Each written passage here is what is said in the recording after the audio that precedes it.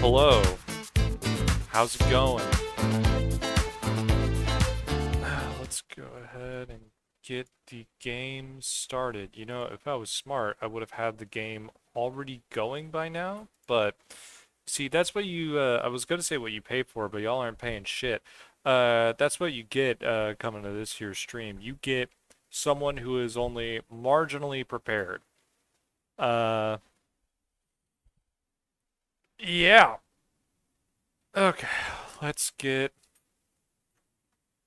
why don't we go ahead and switch things over? Oh, that's still up. Oh, dang, I forgot to take that down. One moment. And remove. Okay, game capture. Uh, nice. Disco Elysium. I need to move my head because that's where the text is. Uh, okay, can I edit transform flip horizontal? And then transform, flip that horizontal. Whoops. So then we move this to that corner and then move myself here. This should work, right? Is it picking up? Hold on. It might be picking up the sounds of.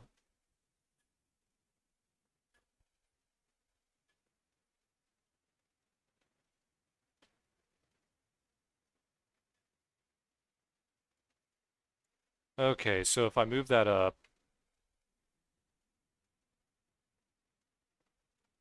Alright, I'll just have to trust that that is working as intended.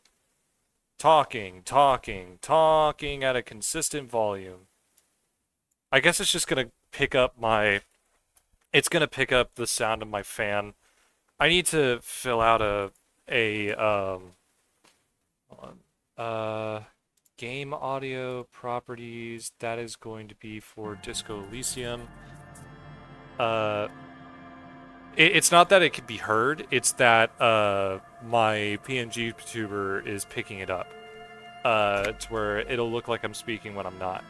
I need to fill in a maintenance request for my AC because I think it's starting to go on the fritz. Alright, so Lieutenant Kitsuragi said that there might be a way up and around Measurehead. A little PNG fan that sits next to your glass. I could do that. It would be an excuse to better figure out how to make GIFs. Oh? I don't think I've seen you before. It takes willpower to even read the author's name. Jane Cows from Iguania.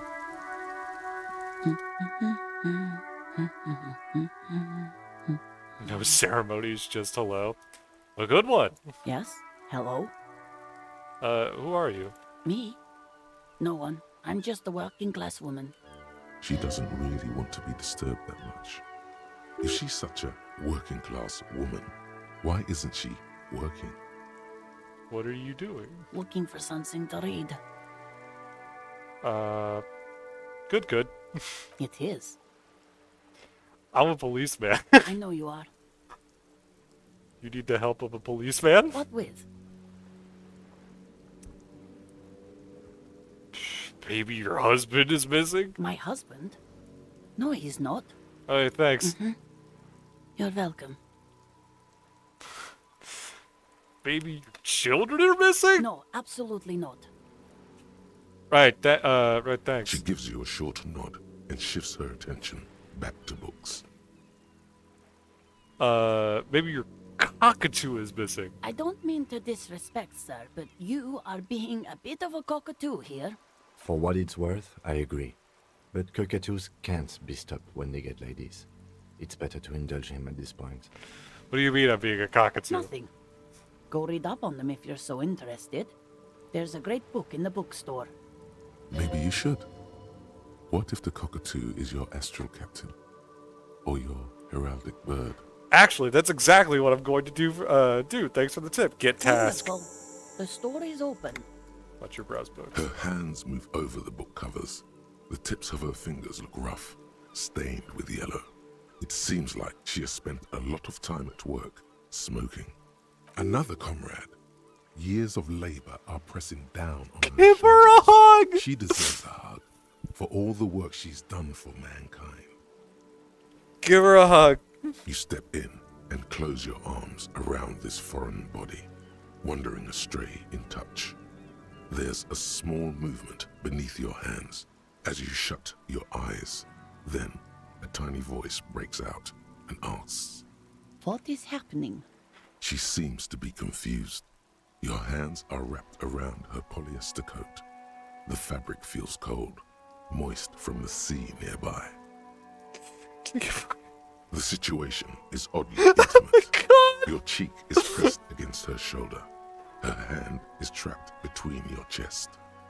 5 seconds pass, and their passing seems so it's raining again. unimaginably long. Then she coughs and says again, What are you doing, officer? "Let's talk.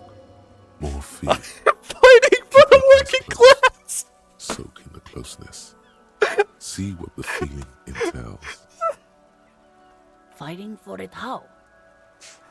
One hug at a time. Oh, Oh! Yes! I guess it's better than nothing. Keep fighting on, my fellow comrade. Is there anything else I can help you with? I did not think that was going to work. The woman before you nods and returns to her reading. Let's go! A hug a day keeps the bourgeoisie away. Alright, so... Kitsuragi said there might be a way to get around Measurehead by going through the rooms. Maybe I can go through the building again.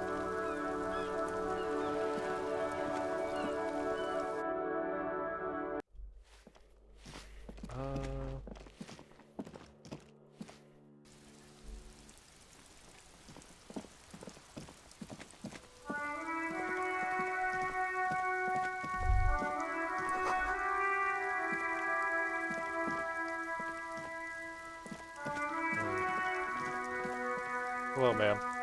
Hello again, officers. Have you come to admire my mural? Is that bed in the coal room yours? Ooh. Not only have you found my address, you've discovered my biggest secret. I'm a coal miner. Really? You're a miner? Yes. I keep hoping a shaft will collapse on me, but somehow it never happens. Don't you have a real home? Does anyone in a city like this? If there's pain about any particular home she's lost, she's buried it deep, fortified herself against it. It's not the nicest place, but I guess it'll have to do. It doesn't have to do anything at all. Nothing does. Like me. Right now, I'm doing nothing at all. Cool, I have other Shoot, questions. Piggy. Okay, how can I get around?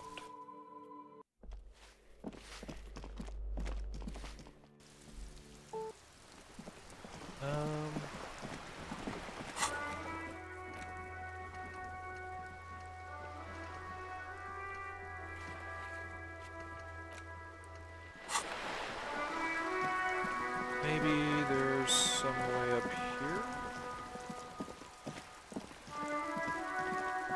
Oh? What's that? This is a wall on the side of an apartment building. You have no clue. It's just a wall. Fuck. Ooh, nice.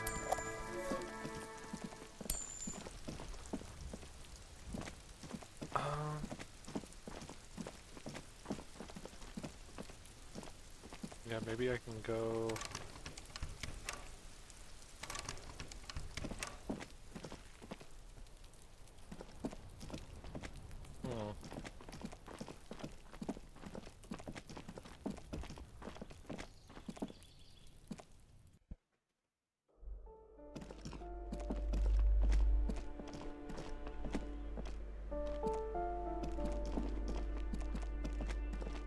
Okay, that's just the same balcony. I don't think I went up here.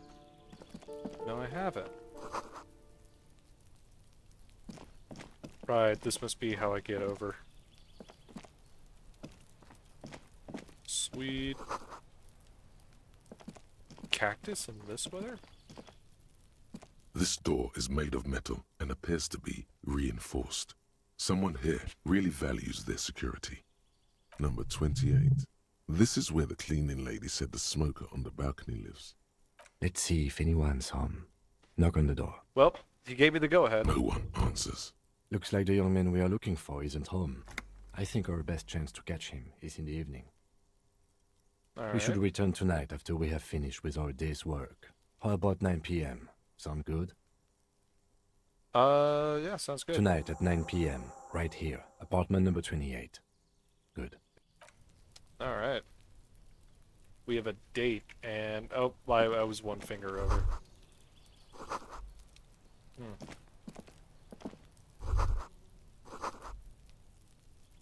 Alright.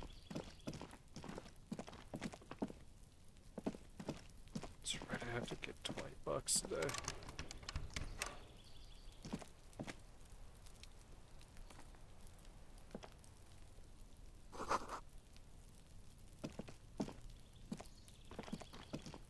Damn. Oh. Nice. Okay, so that's a bit of a dead end.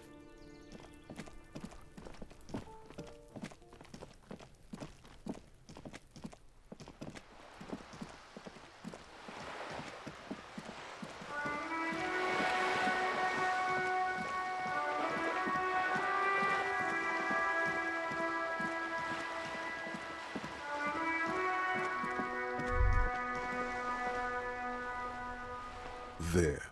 Working class drunk. You know what this means, right? Case solved? Cracked it. All in a good day's work. What? Wait, what did I crack exactly? What do you mean, what did I crack? Look at how working class that drunk is. It's her husband! The missing husband! Yes, and you found him. Now go and tell the working class woman. Protect and serve, recruit. Didn't she repeatedly tell you her husband isn't missing though? But he is missing. You heard her. The worry in her voice.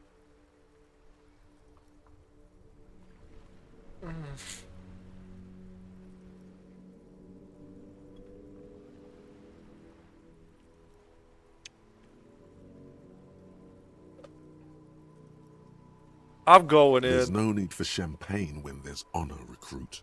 Go and tell the working class woman. Alright, I'm gonna make a fool of myself. Protect and serve, madam. I found your husband. God damn it, I already told you. My husband isn't missing.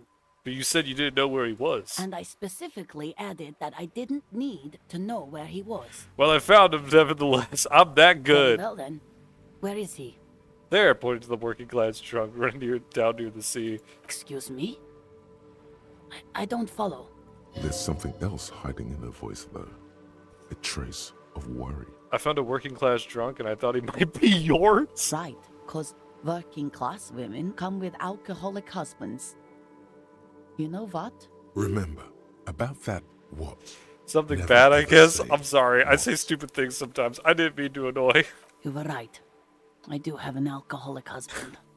Literally the That one. sorriest cop on earth. Apologize 10 times.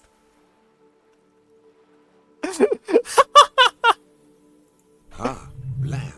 Knew it.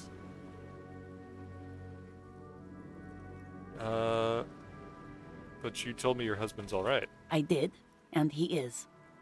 He's also an alcoholic. So is he missing as well? No, he's not. Or maybe he is, I don't know. He's probably in the park or in Shamrock somewhere, drinking with his friends. Okay, let me...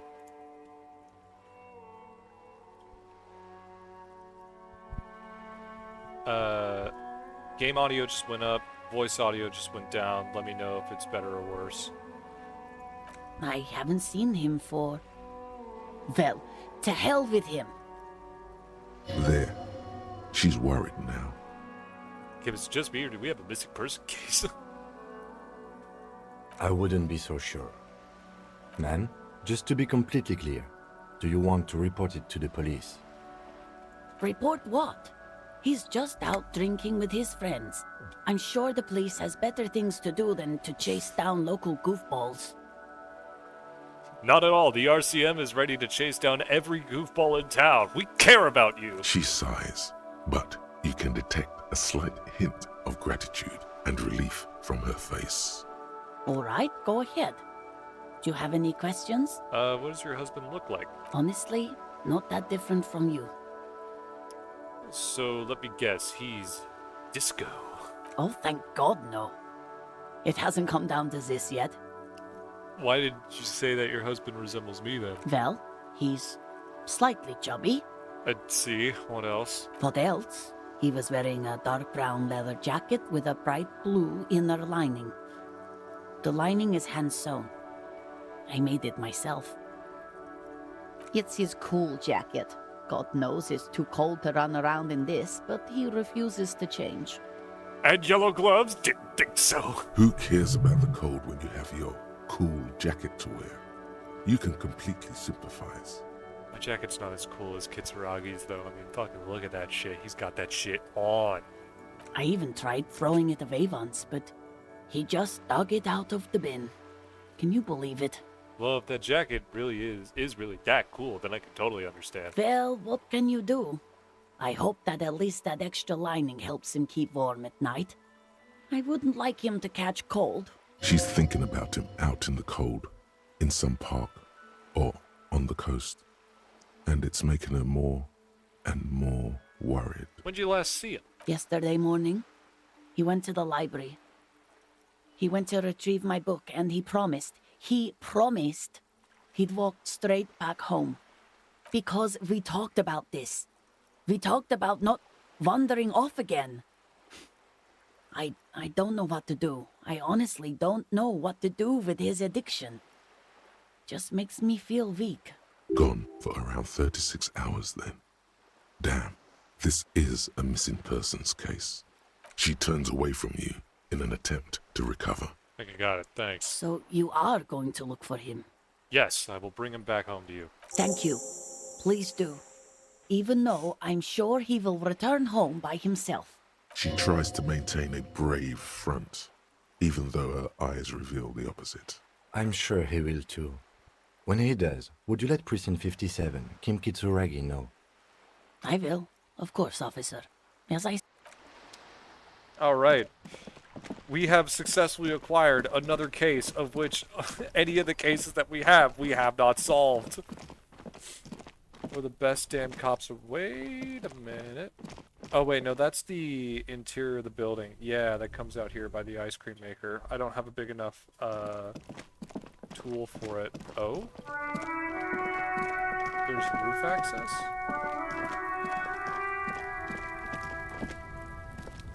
An inconspicuous pile of the roofing material, Eternite. What is this? It's nothing. Someone just left some roofing material slanted against an old shack. How unsolved mysteries came to be. Because there's a secret door hidden behind the panels of Eternite. That's why they're too orderly. Pull the panels aside. There it is. You see a shabby little door.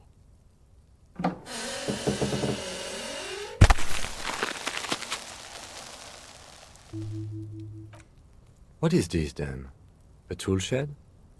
Let's investigate. A tool shed? Yes! I might find a good tool in here. Whoa. Silver plate with traces of bone Be yellow powder. still, my beating heart. It's amphetamine. Sweet amphetamine.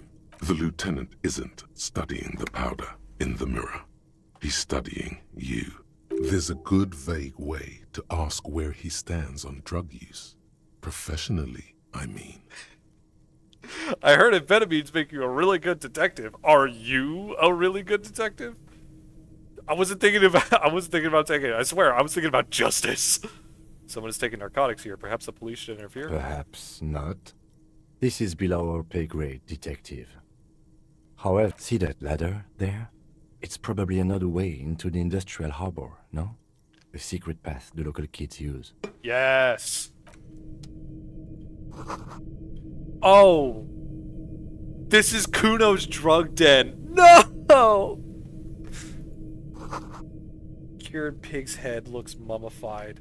Oh my god. Magnesolon. I know that's probably the way forward, but I do want to see if I can get to the roof and talk to that nice lady.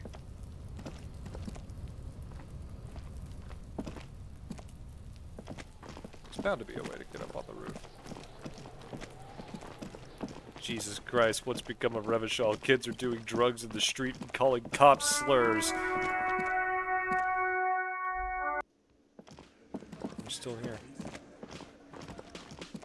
Oh, hello. Just a moment. She's agitated, judging from the way she keeps pulling at the frayed edge of her blanket. And there's no public phones nearby? The closest phone booth is down the coast. Sorry for the inconvenience, ma'am. It's fine, I understand. Sorry, Thank ma'am. you anyway. I didn't mean to I'm eavesdrop glad on... to see you again, dear. Good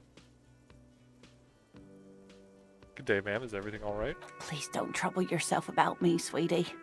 I was just hoping to make a call, but the Whirling's phone line isn't working. The union office probably has a phone, but I can't really get there. Or to the phone booth down the coast. And Gary's phone is dead too. Wait, what's wrong with the phone line? The manager was vague about it. Why would he be vague about phone problems? Why? This is something to look into later. Ask God, maybe. Why'd you need to use the phone anyway? To let the young woman who's house-sitting for us know that we may be delayed. Morel, my husband, and our friend Gary were supposed to get back by Monday night, but they're still missing, and I haven't heard from them. I was also hoping she'd heard from Morel. This sounds more like a side thing. Okay, I'll bite. Has your husband gone missing That's before? just it. This isn't like him at all. He always plans his expeditions so Also, I carefully. think your mic volume, okay.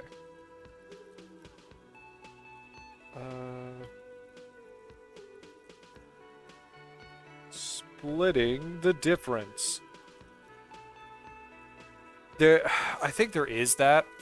Hold on. Filters. Currently I have a noise gate and noise suppression. I can add a compressor. No. That is a lot of stuff that I don't immediately understand. Okay. How does that change things? The compressor is now there. I haven't altered any of the settings. Problem is that I can't hear myself. There should be an option to where I can turn on playback. Filters.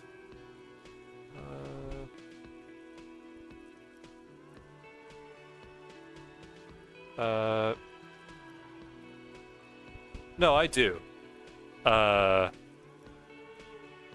But, like, I mean, I don't really know how to, like...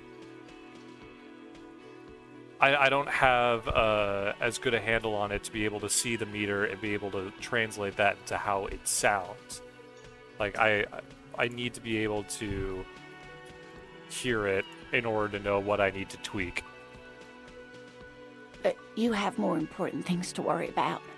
What is this expedition your husband was on? Just some field work, sweetie. Morel is a highly trained scientist. He and his assistant Gary are studying an extremely rare species of insect. Okay.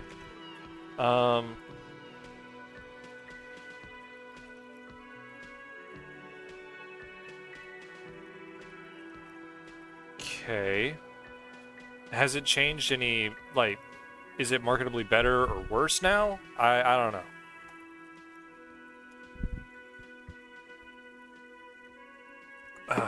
And the problem is, because I still only have one monitor, I can't really see it actively. Okay. I'll futz with it later. I know there is an option that you can turn on so that you can hear yourself, and I can futz with it then. But they should have returned by now.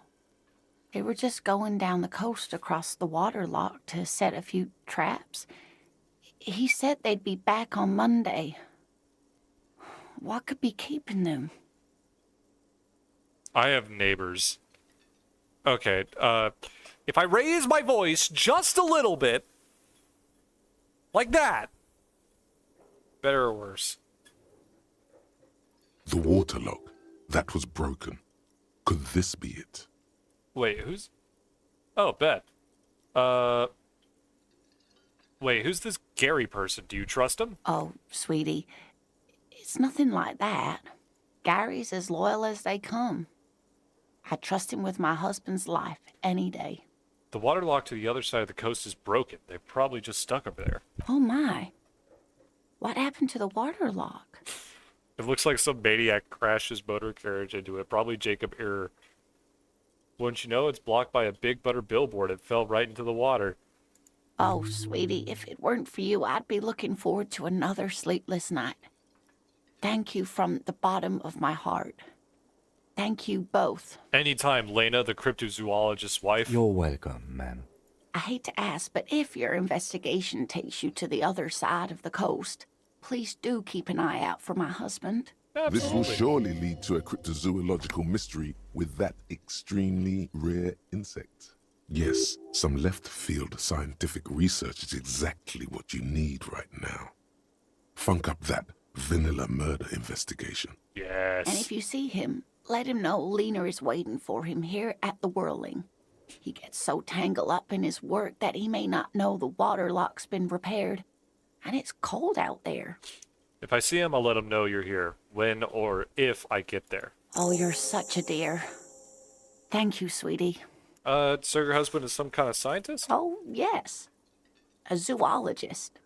A cryptozoologist, to be more precise. What's cryptozoology? It's a pseudoscience that attempts to legitimize research into mythological beasts and urban legends. Kitsuragi, come on, don't sound like that. That's one opinion, yes. And people are entitled to their opinions. She's used to playing off such insults casually, but they still affect her. My apologies, ma'am. I did not mean to undermine your hobby. Don't call it a hobby. It's not a hobby, dear. Oh my god. It's a subfield of zoology, one specializing in animal species that are so exceedingly rare that many assume them to be extinct or even fictitious. Searching for such species called cryptids is difficult and often thankless, and frankly, many scientists are too lazy to do it. Universities these days are rarely interested in supporting real research.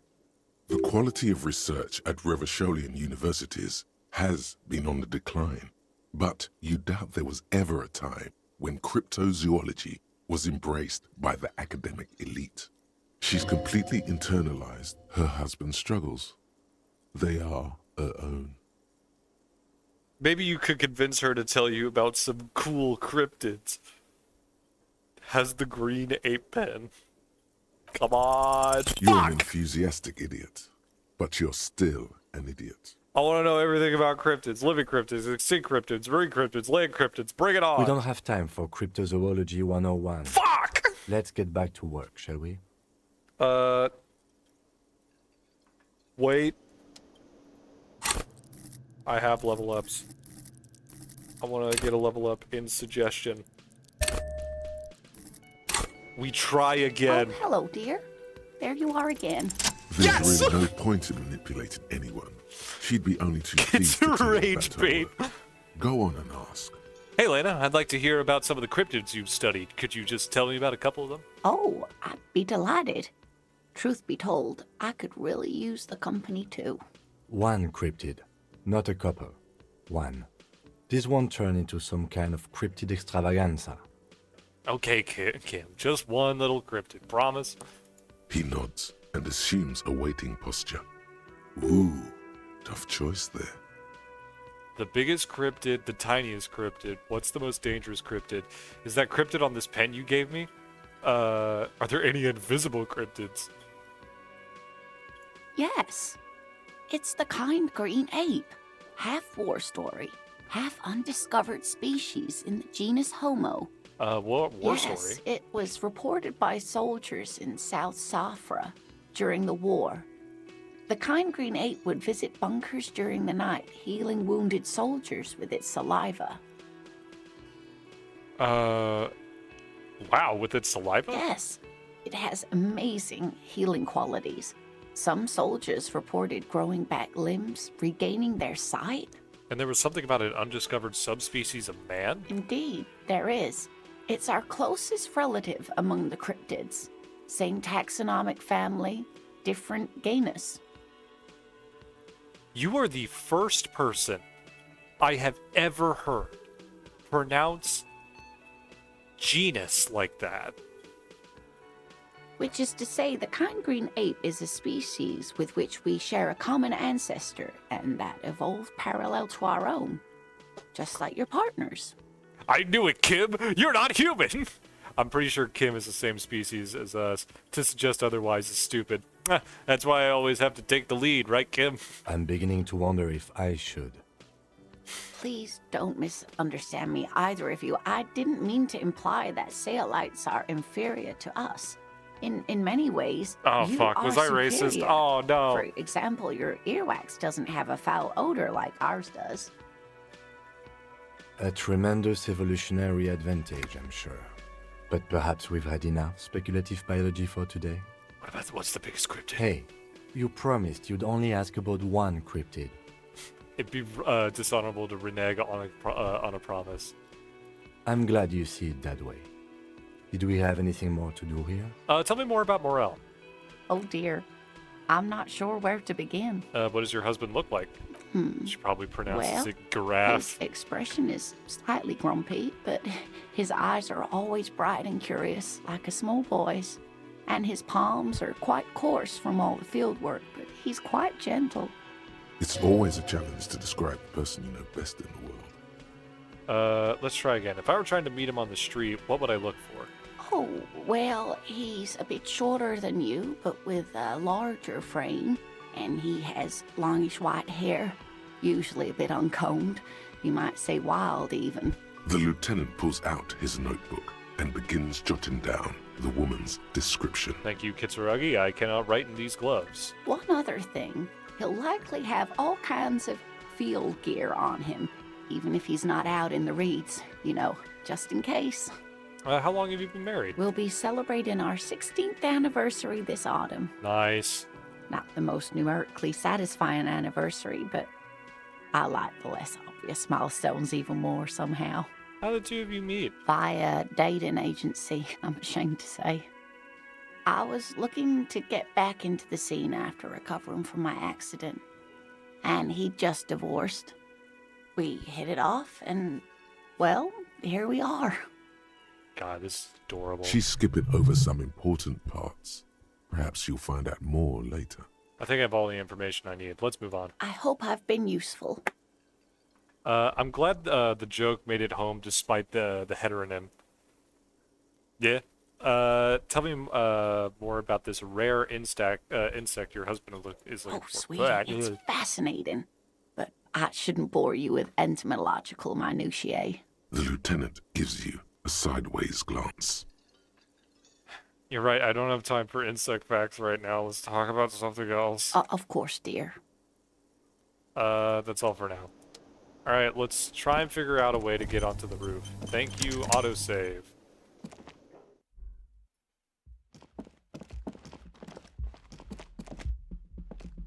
The door is closed. I don't want to bust in, that'd be crazy.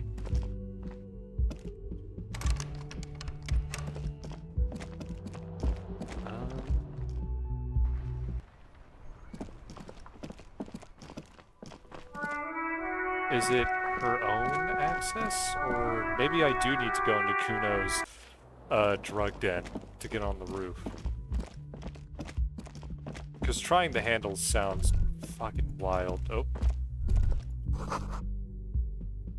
Nothing on the front page rings the bell. Oh, okay.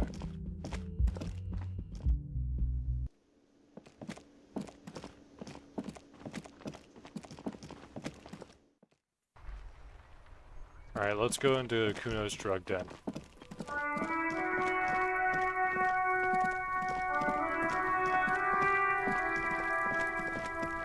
Have you talked to that chick next door?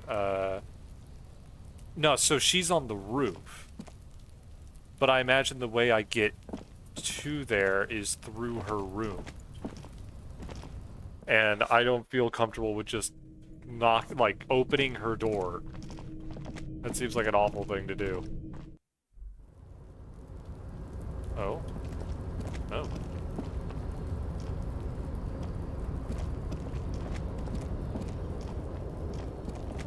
I can probably get over this way.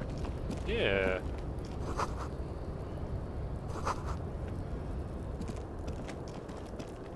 No. Dab! Dab! This does get around Measurehead.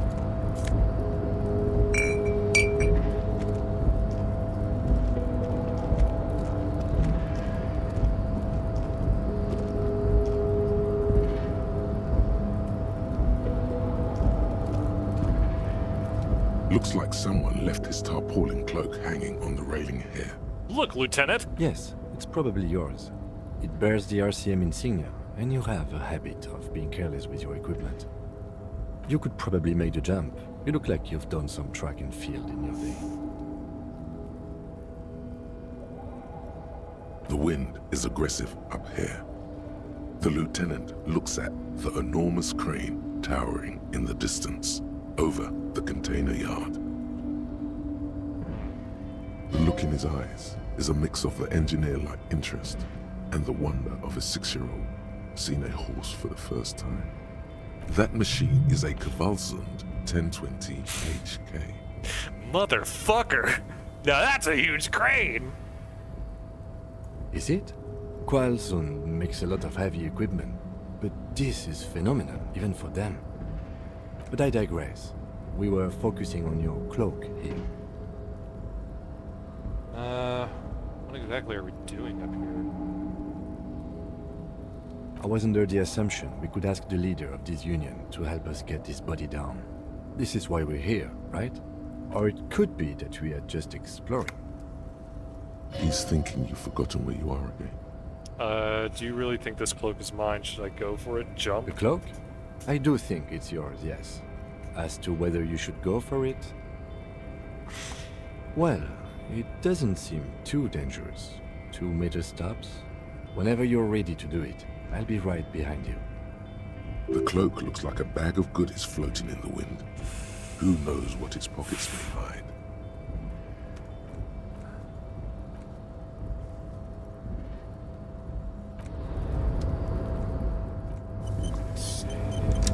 A tarpaulin cloak is still caught on the Oh my railing. god, I did it! No one has claimed it for their own.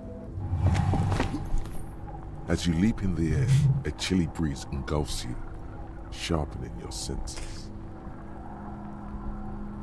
Close your eyes, let your senses take in the world around you. Ankles tingling from the tension, blood roaring in your ears.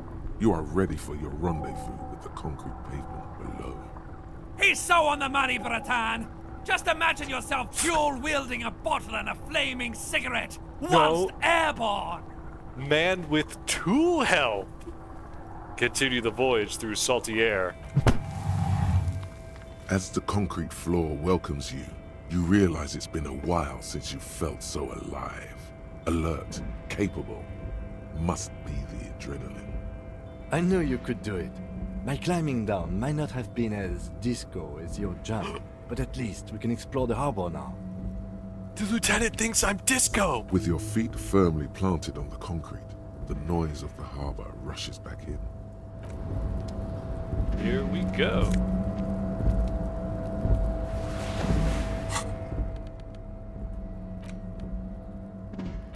Police cloak made from heavy tarpaulin.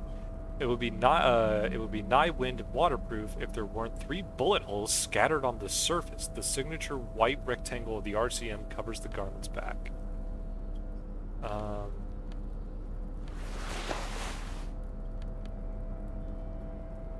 Oh yeah. Esprit de corps, taking back the streets. Know thy neighborhood.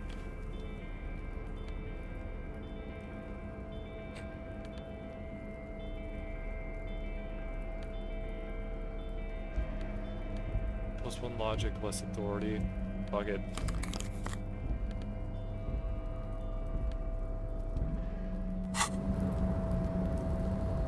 Alright, we got drip now. Collecting rainwater. I imagine... Where does this go? Oh! Swanky. What do we have here? Le Fumée, Volume 1, Number 4.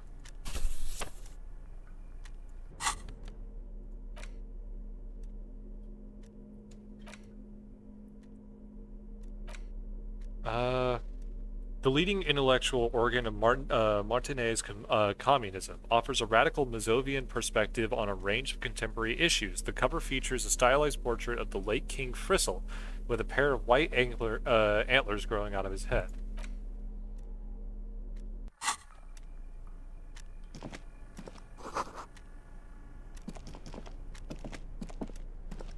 This is a pretty room.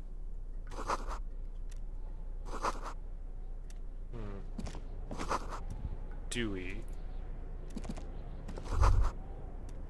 Every worker, member of the board. Demand democracy.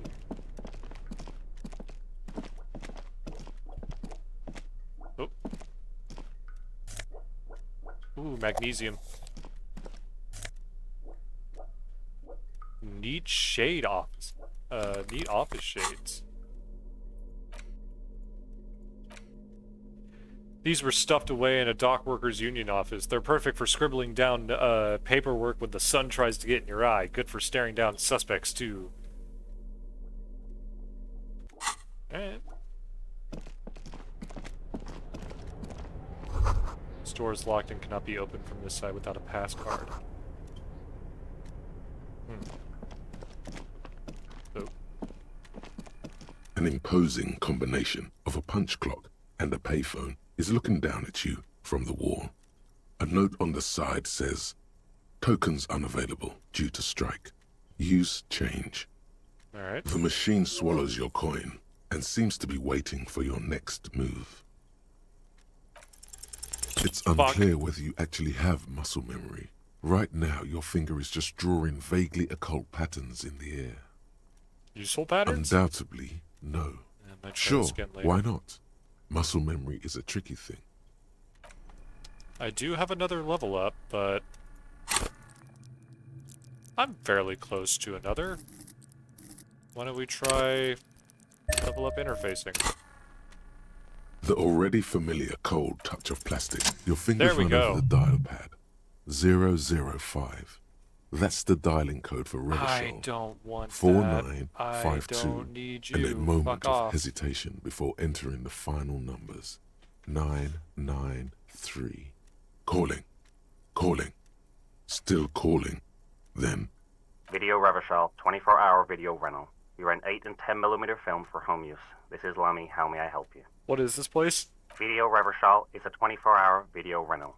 We rent 8 and 10 millimeter film for home use. This is Lemmy. No, I meant, what is this place to me? Sir, I don't know. It's a video rental. Maybe you rent videos here. Do you know me? No. Why do I call you? Maybe you called to extend your rental period? Do you need to extend your rental period? Maybe, but I don't even know my name is Raphael Ambrosius Cousteau. Do you have anything on my name? Raphael what? Listen, I can't help you over the phone. If you need further assistance, you can visit us on the corner of Voyager and Main. Are we done? He thinks you're pulling a prank on him. The call is terminated by the other party. You're left with the discomforting sound of the disconnect tone. Alright, well, we got some things out of this room.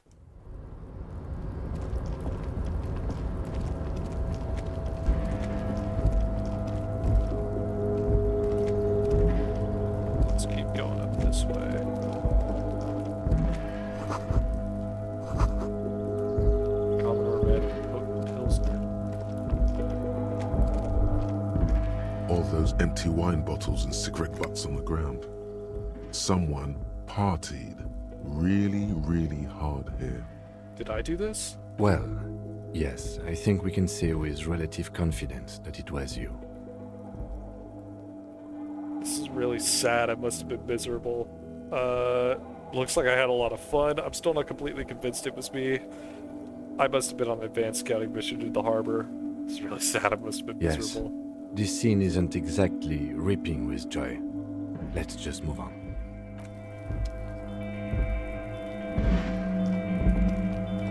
This is the night watchman's booth. The name on the door reads, René Arnaud. So this is where Renee works. I'm gonna If you look must. around. But please hurry. We are pretty easy to spot up here. Nothing incriminating catches your eye. The cabinets are clean and their sparse contents meticulously organized. There's a framed photograph on the table. It's a black and white photo of a young couple out in a street fair. The man, René, is dressed in a Royal Carabinier uniform. The girl is young and very pretty.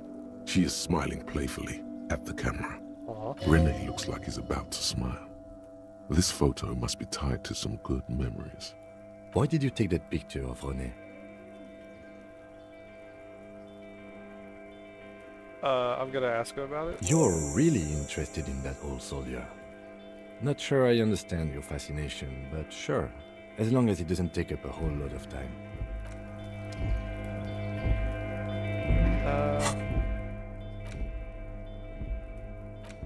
Black and white photo of a couple posing in front of a Ferris wheel. The girl is young and pretty, a man clad in fancy uniform and smiling. On the back, a very steady hand written the words, Revachol Fair, summer of '91. I thought that said wild penis. What? No. No.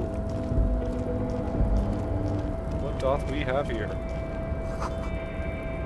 Okay.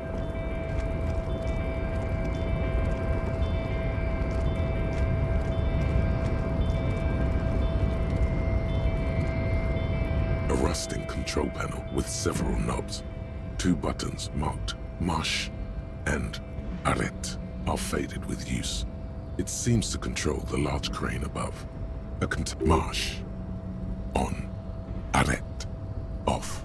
Okay, let's leave that for now. Ooh. Auspish money.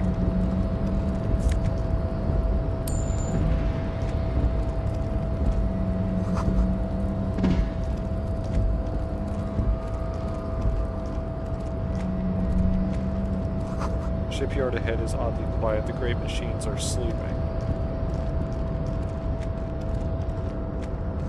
Speaker tower is silent. There is no work to organize in the yard below.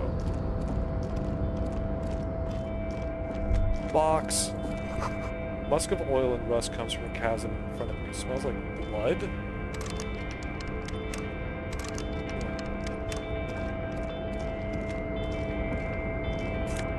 Let's go. Hello. Container, container, I'll turn you nice and red. Container, container, put the logos on. The lyrics to this container song are being made up as he goes along. Yeah, that's gas. The accent is so thick, it's impossible not to notice he's Ubi, from the vanishing peninsula of Ubisunt on Muindi. Container, container, used to be Wild Pines. Container, container, now belongs to Everard. Hi! Everard, Everard, Everard, he looks after everyone. Huh? Well, hey there. How can I help you, mister? The look in his deep blue eyes is as sincere as you've ever seen. Kind of makes you feel like an arsehole for no apparent reason.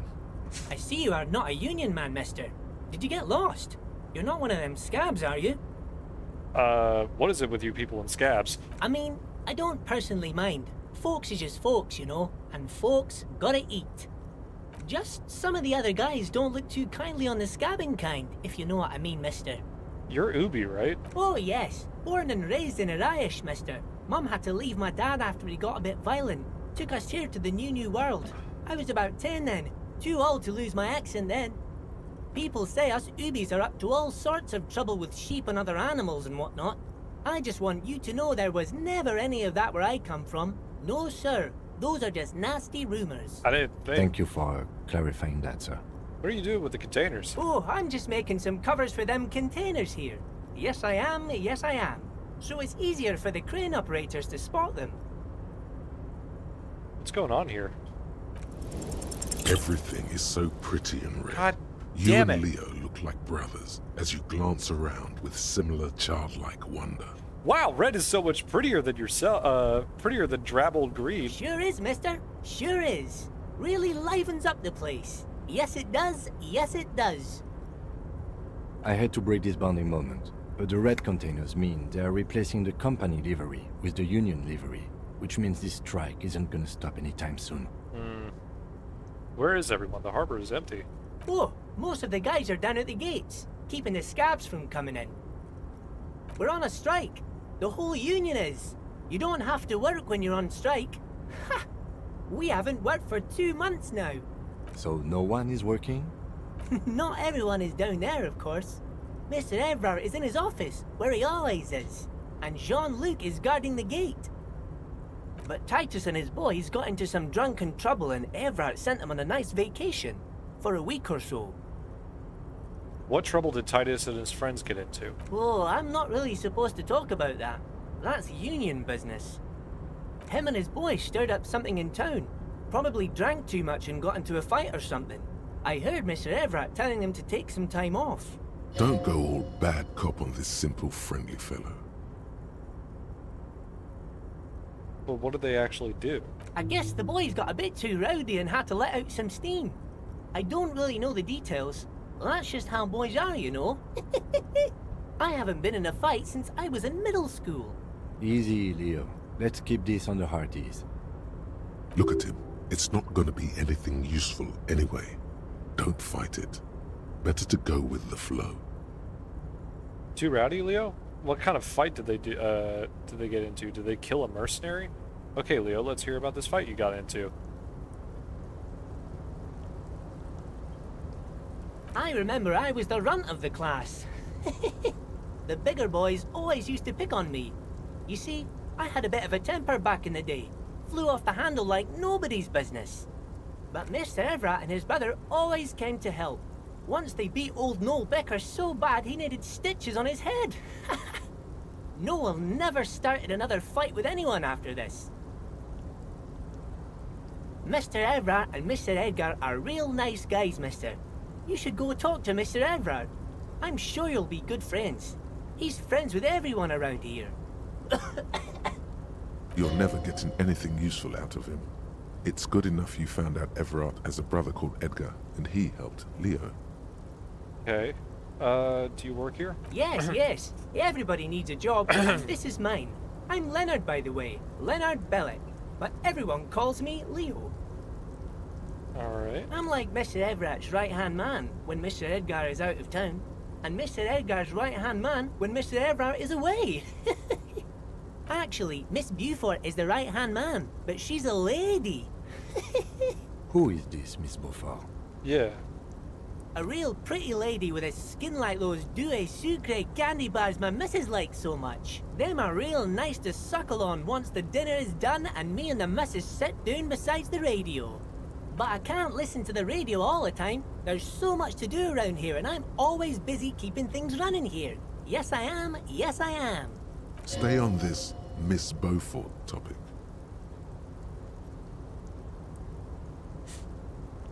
Hold on. Who's this Miss Beaufort you mentioned? Oh, Lizzie, she is a real sharp tool. Mr. Everett put her through some fancy school and everything, east of the river. 4 years she was gone, and when she came back, she was all fancy and lawyerly. He respects that word. That's obvious. But she's a real nice girl. Grew up in this here neighborhood, knows everybody and gets along with everyone. Real pillar of the community one day, I'm sure. Is that the lady that that gave me the gloves? 'Cause she was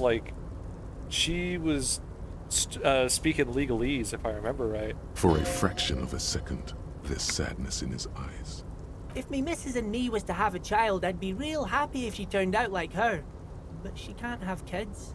Dr. Lemaitre said so, and she knows about such things. Been a doctor for almost 50 years, she has. Law school? Could she be talking about the union fixer? Yeah. AKA the gardener. Okay, so this is the union fixer, the gardener. Looks like it. I'm not sure what a fixer is, but she is a real nice girl. Smart as a whip, too. Telling the gardener you know her name might throw her off. Perhaps something to consider later. Okay. What's in that container over there? Oh, that one. That should be empty as far as I know. Lots of containers here have nothing in them. They're just waiting to be loaded up.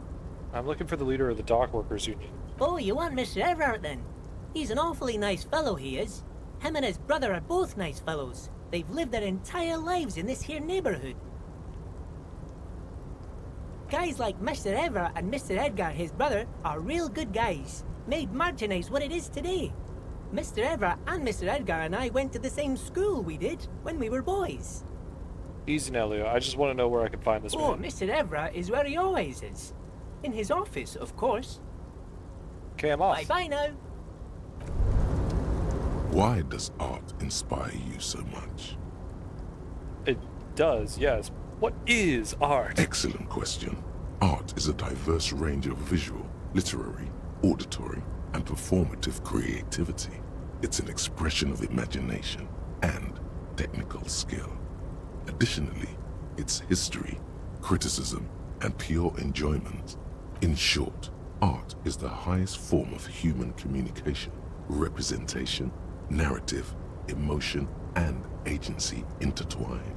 How would I fit into the art world? I mean... Have you looked in the mirror lately? You have the exact features of a savage art critic, with that beard and those clothes, disheveled and prophetic. Perhaps you should try to critique architecture too. Hold on, is architecture also art? I guess I have been feeling critical lately. Yes, you seek substance. No vapid representations and reproductions of social mores as made manifest in stuffy biennials. We're talking real, living art here. Become the art cop. Half art critic, half cop. I could be sat cop and art cop? Fuck yeah! Okay, if 50% art critic is what's needed to free me from rote repetition, so be it. Exactly. It's not only your duty to only catch the criminals off the street, you must also apprehend criminals of the printing press and the gallery, the trite and derivative artists and writers of the world. Go ahead and provide savage criticisms, art cop. The world is yours to rip to pieces and reassemble.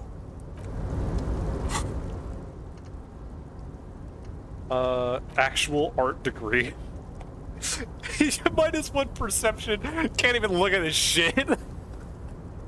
Yeah, it's another combo type. The worst one. The most savage and brutal. The art cop. Nothing is good enough for him. Everything is shit. You have to employ an armada of adjectives to depict and demean the mediocrity of the works and visual institutions around you. Really flex that critical muscle until the vocabulary for punishing mediocrity becomes second nature.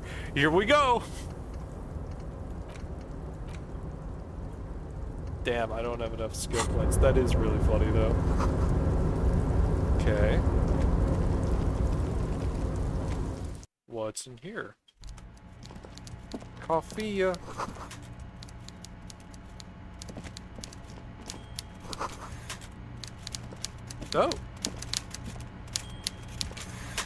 What the? Oh, okay, I see. There's a staircase.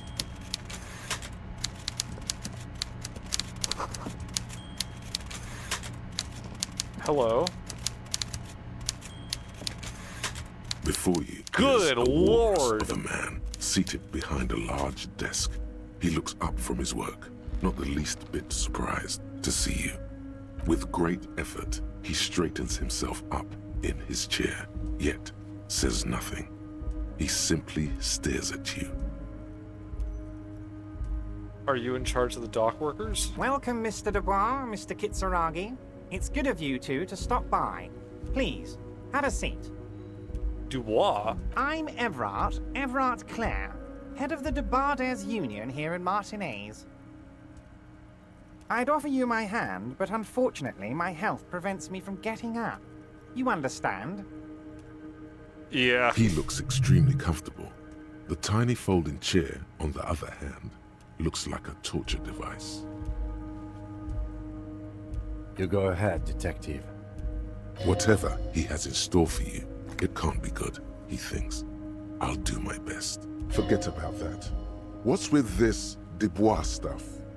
You're getting some seriously bad vibes from that name. Why are you calling me Mr. Dubois? Please, Mr. Dubois, let us converse in a civilized manner, as equals. Take a seat. I insist. It's nothing. Yes, that's probably right. It's nothing. Forget about it. Filter it out. I don't sit. It's kind of my thing. Very well, Mr. Dubois. I respect a man with strong convictions. Very well, Mr. Dubois. It's very in the nose. I, too, have convictions. One of which is that I will not engage with any man who won't face me at eye level. As he nods, his multiple chins move like ocean waves. Should you find yourself more amenable in the future, I'd gladly resume our conversation. But until then, I'm afraid I must ask you to leave. You're no Titan of Elysium, buddy. He's got you in a fork. Sit down or leave. Excellent, Mr. Dubois. I can see that you're a reasonable man, and reasonable men can be of great use to one another. Damn, this chair is uncomfortable. So Made tell serious. me, how can the head of the Debarders Union help a representative of the Revachol Citizens Militia today? The chair you're sitting on has got to be the most uncomfortable chair in the world. It's violating your backside. This is your standard British man imitating another British man voice. By the way, I heard you got a rather rude reception from a certain Lawrence Gart. Some people have no manners, it pains me to say. This should take care of that nonsense. It should be sufficient to cover your expenses for a few days and patch over your differences with a cafeteria manager. Go ahead, take it. Wow, that's 25 real. That's good money. You need it. You can take that comically large check and shove it up your ass. Wait, you know Gart? Yes, I know Lawrence. He's a real character. No union man in him. A real piece of work, that boy is. With a grin, he points to the checker game. It's like you're on a game show. At least don't thank him for it. Yeah, just take it. Is there anything you'd like to say to me? Or... No. No, it's cool. You've got integrity. Cool?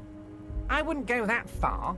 I'm sure there are cooler things than delivering a comically oversized novelty check to a cafeteria manager. But, sure, if that's what's cool nowadays. Now, I'd like to set your mind at ease about one other matter. Your lost gun. Let me assure you, Union people are on it as we speak. I've got my best hounds looking for that lost gun. His slug-like lips move, but all you hear is an echo. Nothing. Lost gun. Lost gun. The world is swallowed by a black hole of fear. God damn, this is a hard Only conversation. 2 words escape its gravitational pull. Lost and gun. When he said, "Don't worry," he actually meant, be very worried. I would appreciate any help you could provide. Are you all right, Harry? You seem anxious. Don't be. Everything's going to be all right. Kitsuragi, I'm fucking pissing myself. It's not like you left it loaded. You didn't lose a loaded gun. Local children aren't out there playing with it right now, pointing it into their own mouths. It's in a safe place. I just know it. I have a feeling everything's going to be all right. Of course children aren't out there playing with it. They're currently doing amphetamines and throwing rocks at corpses. Oh, fuck the corpse! It was loaded. There were 2 bullets in it. You always keep at least 2 barrels loaded.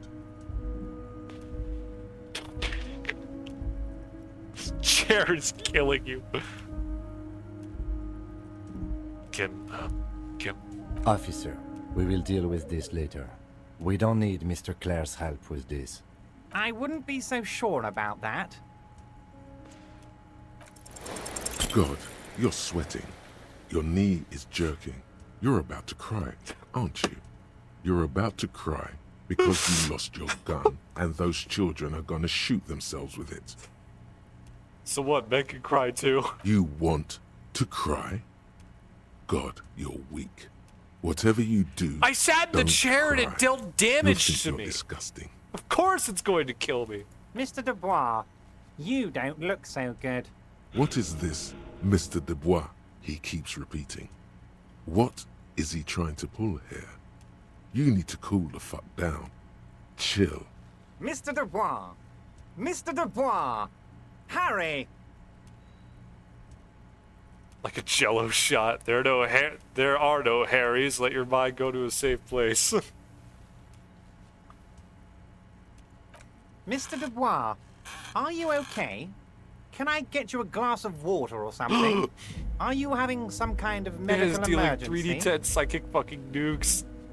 Maybe you could use your hands somehow, in a kind of throw-in motion, like you're throwing that Mr. Dubois act right back at him. Nah, I'm as good as it gets, Mr. Dubois. Vaguely gesture with your hands above your head. Don't be dramatic. I can see your condition isn't terminal. What an odd demonstration of... you got me, Harry. I don't even know what. As entertaining as it was, I'm afraid we're wasting our time. And I'm an extremely busy man, as I'm sure you are too. Okay, enough. We are here to ask you some questions pertaining to a murder investigation. Quick, here's your window. Get yourself together and ask him questions. Police officer questions. It is about time to stop embarrassing yourself. Questions will help you regain some of your lost dignity. I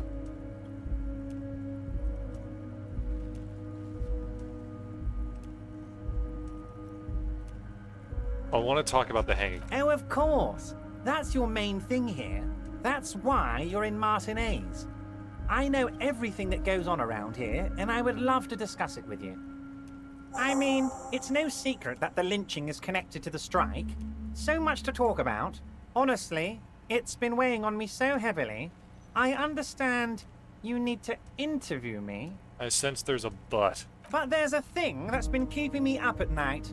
I want to talk about the hanging. I mean, if we could just calmly talk, exchange information, we could blow this thing wide open. Yes, that sounds good. Let's do that. Fucking get him, Kim. But I can't think straight with this thing weighing on me. You're police officers, aren't you? I have a crazy idea. You guys are basically door-opening machines, incredibly talented at opening doors. You've heard wrong, Everard. We're not. Oh, you're being too modest, my friend. But don't worry. This annoying thing I have is completely legal. I just need you to open a door. An excellent opportunity presents itself, sire. You could win the trust of the arch-liar, pretend to play into his hand. Then, should you wish, bend his efforts towards your own.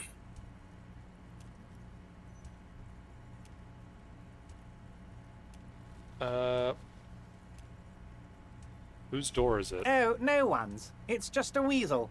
A weasel lives there. Nothing for you to worry about. Why don't you just open it yourself? Harry, I'm a very busy man, and more importantly, I don't have that extraordinary physique you do. You look like you could run around all day. You want to send someone a message that the police are working for you. I repeat, I'm a very, very busy man, Mr. Kitsuragi, and therefore I must occasionally enlist outside help. So what will it be, Harry? Better than his. Let's call a spade here. Damn it, fine. I'll look into it. We need to talk about the murder. Fantastic, my friend. Just let me know when it's done and we can take our friendship to the next level. You can get the key from Manana. He's down by the gates. Manana's like a free agent in the Union. Special operations. Hardened socialist. A real free thinker, too. He'll tell you precisely where the door is. One last thing, Harry. Just open the door. You don't need to go in or anything. I just want that weasel to come home and see the unlocked door. I think I've already done that. I'm told the Union is involved in the local drug trade. What? Harry, how could you say that to me? You know I appreciate a joke as much as any Johnny Fat Guy, but I can't take slander. Are you actually investigating this? The reaction appears to be sincere, but it's impossible to tell with this guy, honestly. I am. You've hurt me, Harry. Me, a friend. But you know what? I trust you, like I trust all my friends. And I know you'll never talk to me about this again, because you don't want to wound me. So do what you want, and let's change the subject. He's hiding his real reaction beneath courtesy. Thank you for your understanding. We will continue to do what we must. You too, Lieutenant. You know, I like you, but you never were my favorite. I'm a Harry guy. I'm Team Harry. Well, unfortunately for you, Everard, I'm Team Kim. None taken. Did we have anything else to do here, Harry?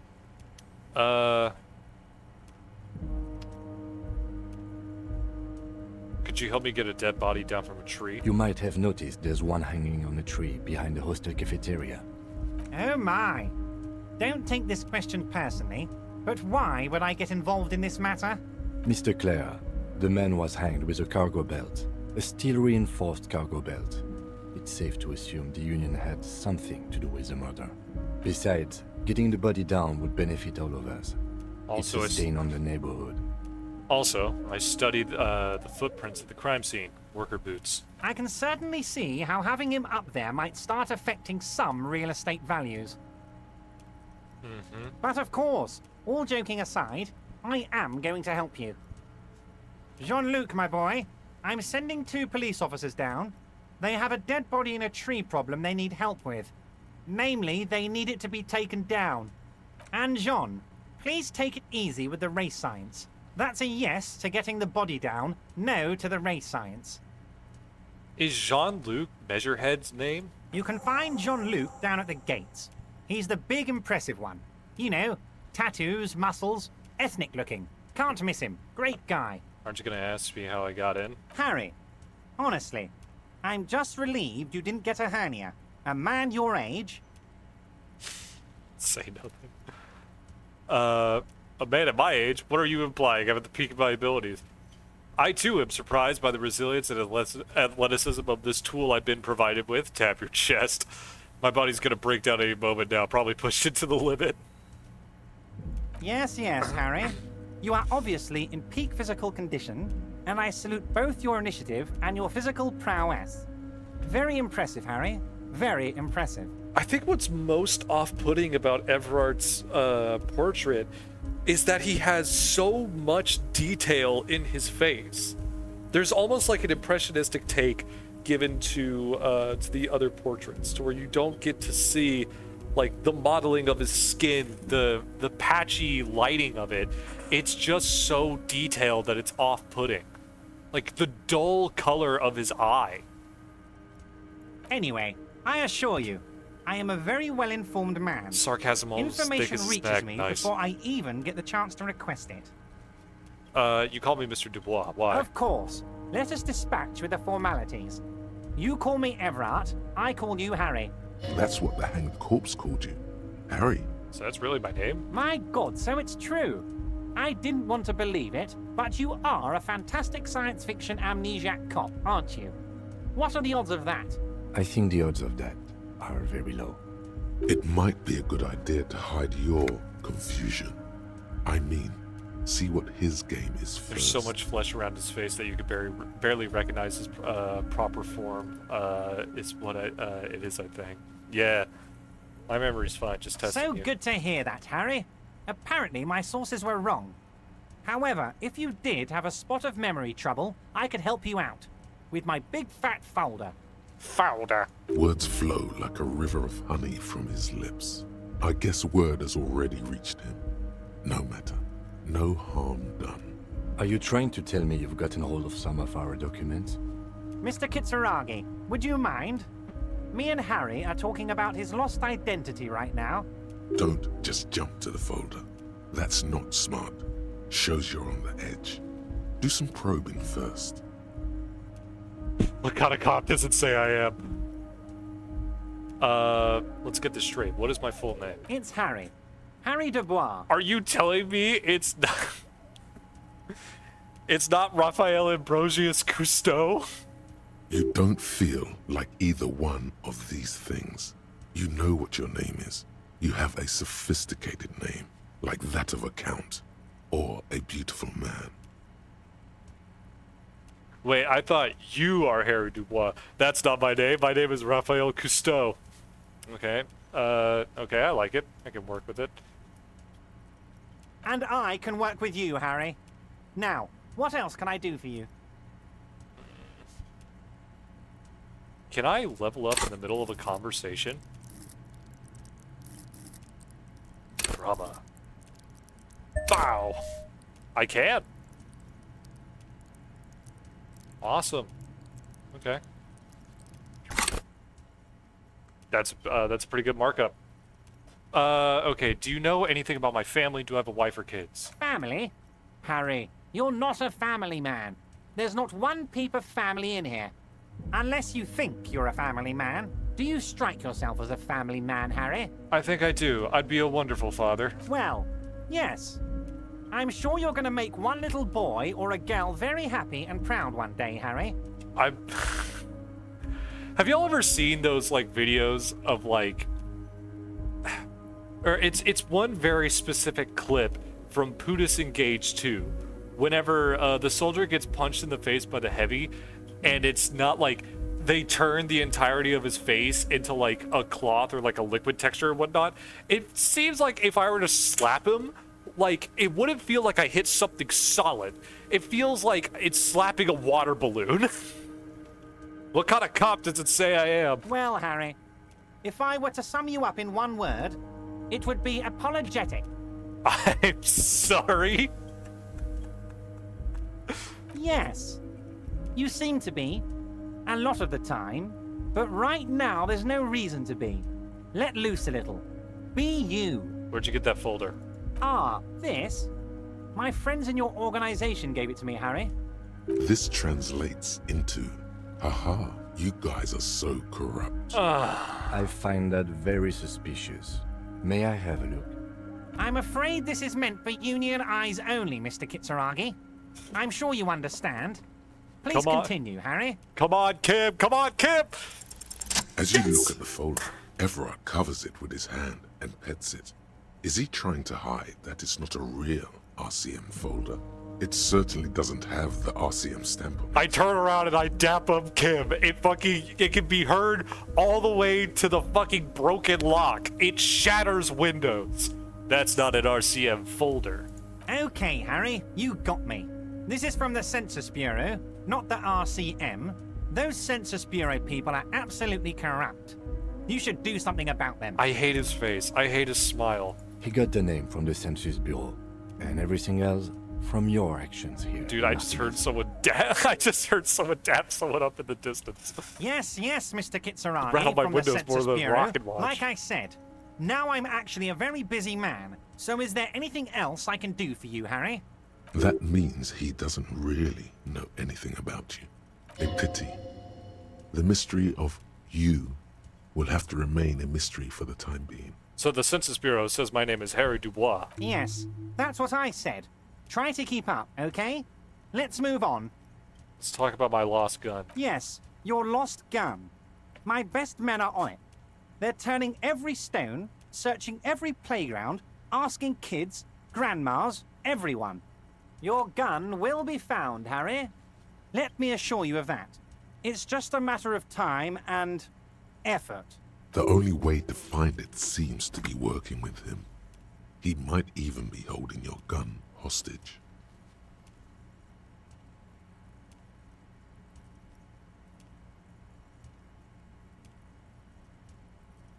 Wait, the gun may have been bought from Roy's pawn shop. Have your men factored that in? Yes. Thank you for the hot tip regarding your lost gun, Harry. My men have indeed factored in that you pawned it. Now please, let the professionals do their job. Kick back, Harry, relax. I have great guys on this. You focus on what's important. Building our relationship for the good of Martinez. It did not come as a surprise to him. He might actually not be bullshitting.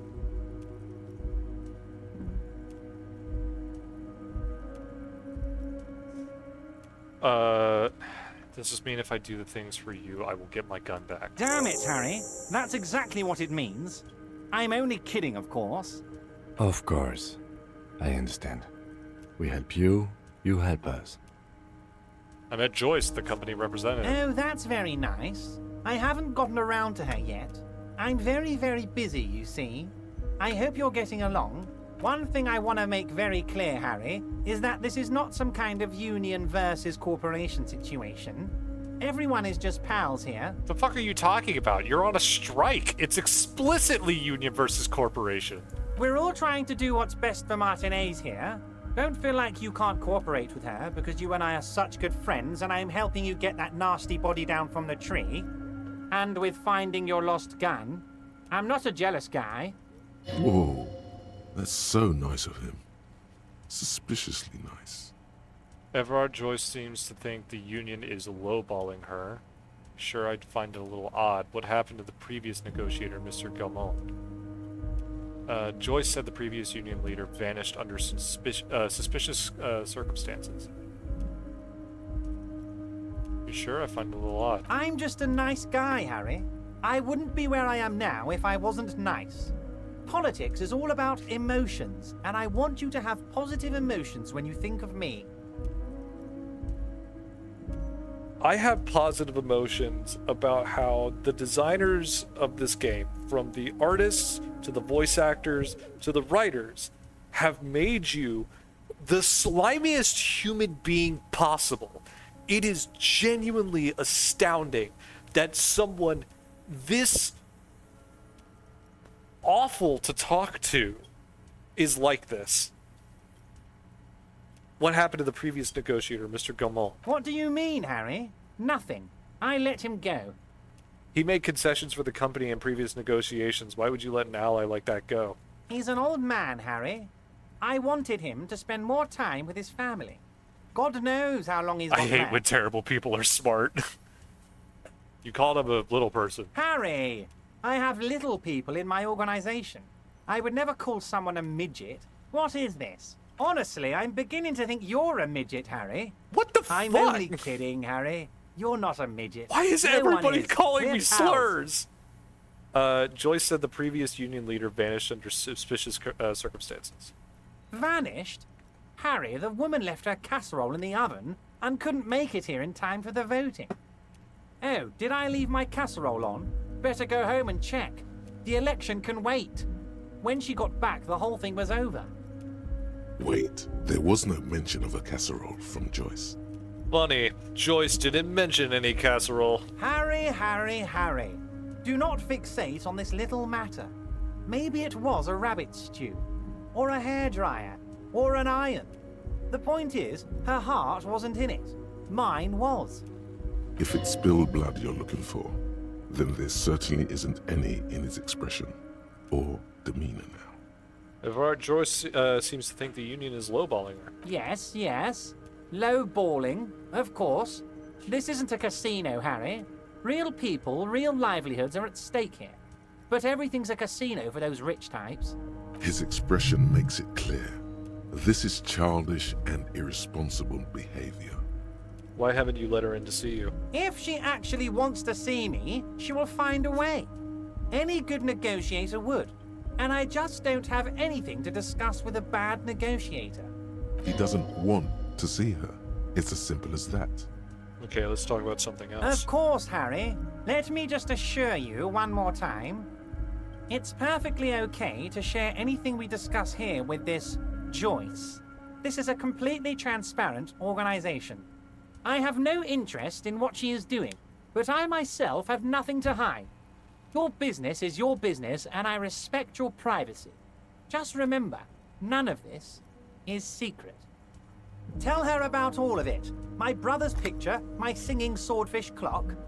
Tell her how overweight I am and how I'm helping you find your lost gun. Tell her about everything. Everard doesn't mind. It is rather interesting to tell people things about each other, isn't it? It was nice telling him about her right now. Alright, I'm going to leave now, but we might talk again later. Wait. You need this to get in and out through the gate. Great, wouldn't want to get stuck in here. Here, you're one of us now. A real red and white union man. Take care, Harry. Okay. This is a 20 by 50 centimeter check. Looks like it's meant to be handed over ceremoniously on a gala-like event. It's supposed to exchange for 25 real at your local frites store. Below the number, a careful hand has written the words, "Oh, worthless in a pawn shop." Gotcha. Okay. Can I go back here? No. Let's leave the office, and then I want to talk to Kim about what just happened. I need my partner to, well, not my partner in crime. Kim? Yes?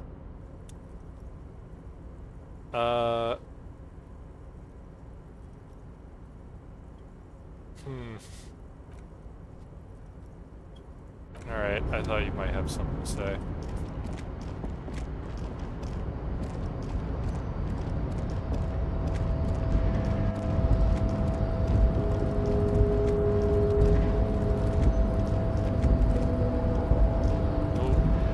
Go down.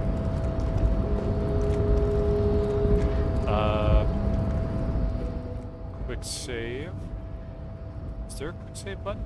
Yes, F5. A rusting control panel. Marsh. On. With a loud grind, the crane shifts overhead, moving a massive metal container through the air.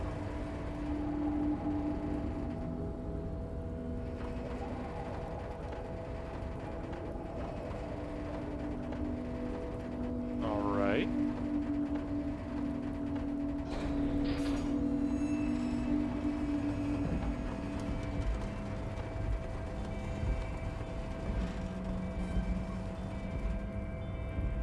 And with a surprisingly quiet thunk, That was a the crane surprisingly places quiet the thunk. container down.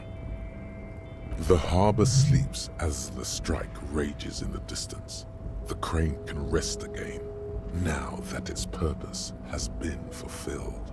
Its purpose? What do you mean? Moving this container, of course. For this purpose it was built. For this purpose it has acted. And now it will rest. I can't see how that was worth the wreckers, except for seeing the crane in action, which I admit was satisfying. I did it for you, Kim. I'd do anything for you. What's in here? Whale fuel. Before you stands a cargo container. Just one of many in the yard. Lieutenant, I think there's something special about this container. Is this like your thing with that wall again? Maybe. I can't tell. I think we should investigate further. You do? Kidism. Because I don't. Yeah, what? Why not? There are a million containers here. Why are you fixating on this one? It was hanging from the crane. You just picked one out because you wanted to interact with a cargo container. We are not here to interact with containers. We are here to talk to the Union, right? You attempt to turn the handle, to no avail. The doors seem to be mechanically locked. To your left, the lieutenant considers your actions with some puzzlement. No reply. Persuade?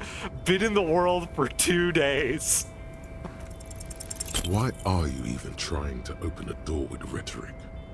Because getting physical wasn't an option. Because what wasn't an option? Oh god, I said that out loud. Using my body over wits. Now is not the time to get philosophical, detective. You can do that after hours. Nothing more to do here. You're back before... Alright, I guess I could try and argue the door open. How does... snowing now. I don't think there was a clear way to get over to... Actually, I might know the way I need to go. I'm just going down the stairs.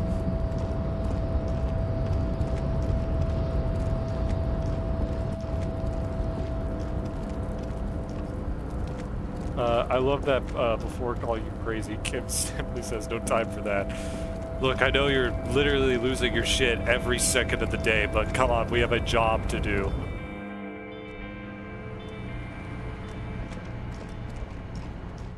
Okay, now that door is open. And I think we need to tell Measurehead. I guess Jean-Luc.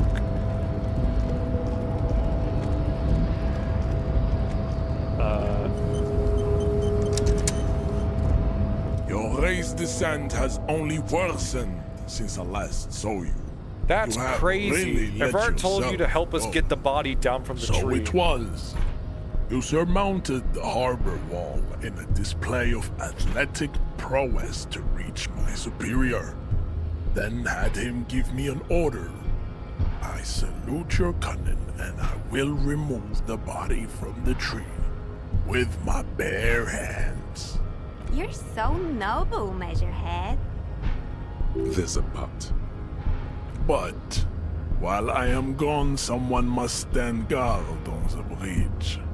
That someone needs to be you. Both of you. Lieutenant, what if we don't want to do that? This is the uncomfortable result of not taking it on ourselves.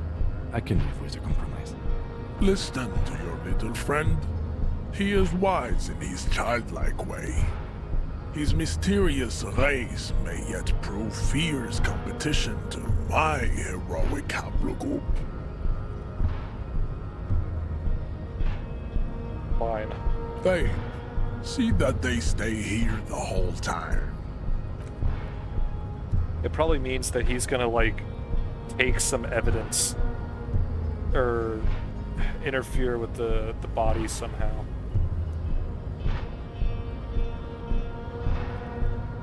The woman's gaze follows Measurehead as he leaves. So, you guys are like cops or something? Apparently so. Why are you with Measurehead? Look at him.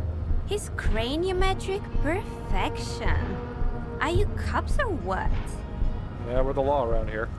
Cool. I like men with guns and power. I'm Katya, by the way. You hear that? That sound. He's breaking something. Yeah, Jean-Luc must be really tearing it up over there. I wish I could see it. I also wish I could see it. Look at you! RCM rent-a-cops! Guarding that bridge like Everard's lapdogs! Is this where it's at now? The RCM is for sale! And who are you? What is your business here? Why are your clothes 4 sizes too small for you? Ooh. Yes, I am an unbelievably corrupt cop. I am corrupt in every opportunity I get. I'll work with whoever I want. No, that's none of your business. A shrill laughter interrupts you, echoing across Martinez. It's Kuno. Then, the man turns to look behind him at the behemoth appearing around the corner, approaching him, walking past him.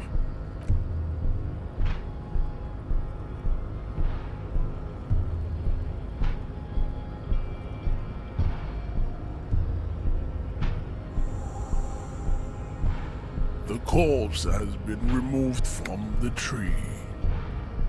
Stand down and congratulate yourself. You have sided with Ray's victory today. There's been no side choosing. We did what we had to do to keep order. And what you had to do was to become a Union Earl man. Grey, cold, no ammo, but pack and eat. Alright. Let's go look at the dead body and see what the fuck he did. Also, Kuno said something. So, how'd you like our harbor? You've been in there, he means. Talked to the boss man too, probably. Labor Utopia. It's but a rest area on the path leading across open plains. Right. You talk to the boss, eye to eye, like men of the plain. If you have any more questions, I'm set to talk. Everard said you had a key to a door. A key, huh? What door is this key supposed to open? It said it belonged to a weasel. Oh, say no more. I got that key right here. And let me tell you, it's mighty good of you to help us out during the strike. Working class solidarity, as they say. I heard something about a weasel, and it didn't sound like a local polar weasel, if you know what I mean. I'm not opening this door for myself. I'm opening it for all working men. I saw an opportunity, and I took it. I'm a hustle grinder. I knew this man was a commie. And it's a good thing you're doing too. Thanks. What you're looking for is a basement door behind the greenhouse. That's behind the whirling in rags. Oh, That's all I know. Our organization is what you call compartmentalized. Means we keep out of each other's business. Okay, but where did you get the key from? The janitor gave it to me. Nice fella. We talked about life and things that really, truly matter. None of this mess we're in. This jiving and juggling. What's it for? To feed our children, I guess. Anything else I should know about this task, this weasel person, when he'll be home? I'm more of a philosophical dock worker. I like to talk about the big picture stuff. Who I am, who you are, what we are fighting for. He means he's not going to tell you because he doesn't know. But he will shoot his mouth off with you now that you're working for Everard. Who he is and what they're fighting for. Actually, this is interesting. Actually, do you know anything about the Hardy Boys? Los Ardis? They're an independent militant group. A bit too high-strung, but it comes with the responsibility. They're sort of like you. Preserve the rule of law and all that. Except it's Everard's law. But really, they're just like you. Why are you striking? We're negotiating our share. Your share? Aye. Wait, so not wages or pensions or... This stuff. They already covered.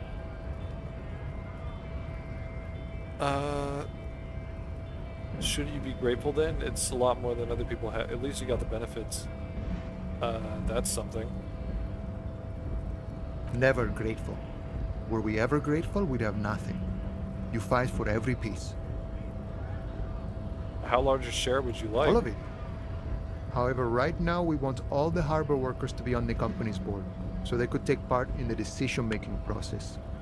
This seditious talk sounds like communism. Just so we're on the same page, communism is basically wanting to kill the rich people or deporting them to a labor camp in southeast Grad. But don't say that out loud if you're a communist. Bossman Everard, what can you tell me about him? I think it's best you make up your own mind now that you've met him. He's a slimy fuckhead. In my eyes, he is a capable organizer and a decent businessman. What does bossing the union entail anyways? I guess you kind of get to be the village chief. He oversees the harbor, makes deals with the owners or other relevant parties. Watches out for his own. By that, you mean corruption?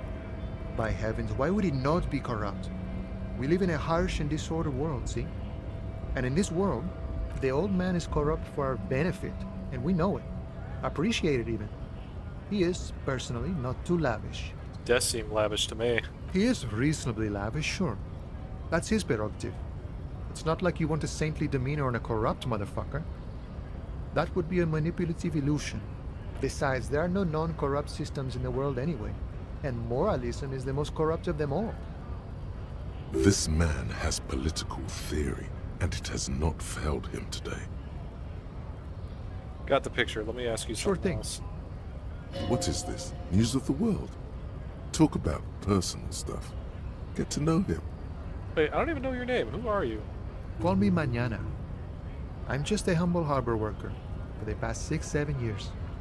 Mañana sounds like a Mesk word, but he doesn't actually look much like a Mesk. Not a given name for certain. It's a taken name. The kind for artists, or criminals, or revolutionaries and the sort. An alias. A nom de guerre. Well met, Mañana. That's a sweet-ass name. A name worthy of the man who holds it, friend. Names are important. Hold on, have you had any other names? Plenty to go around. Don't get greedy and try to swipe mine, though. You got your own. So it's like a nom de guerre. A nom de guerre would be more like Guerra Mañana. Now that we are getting so well acquainted, what's your name? Be honest with him.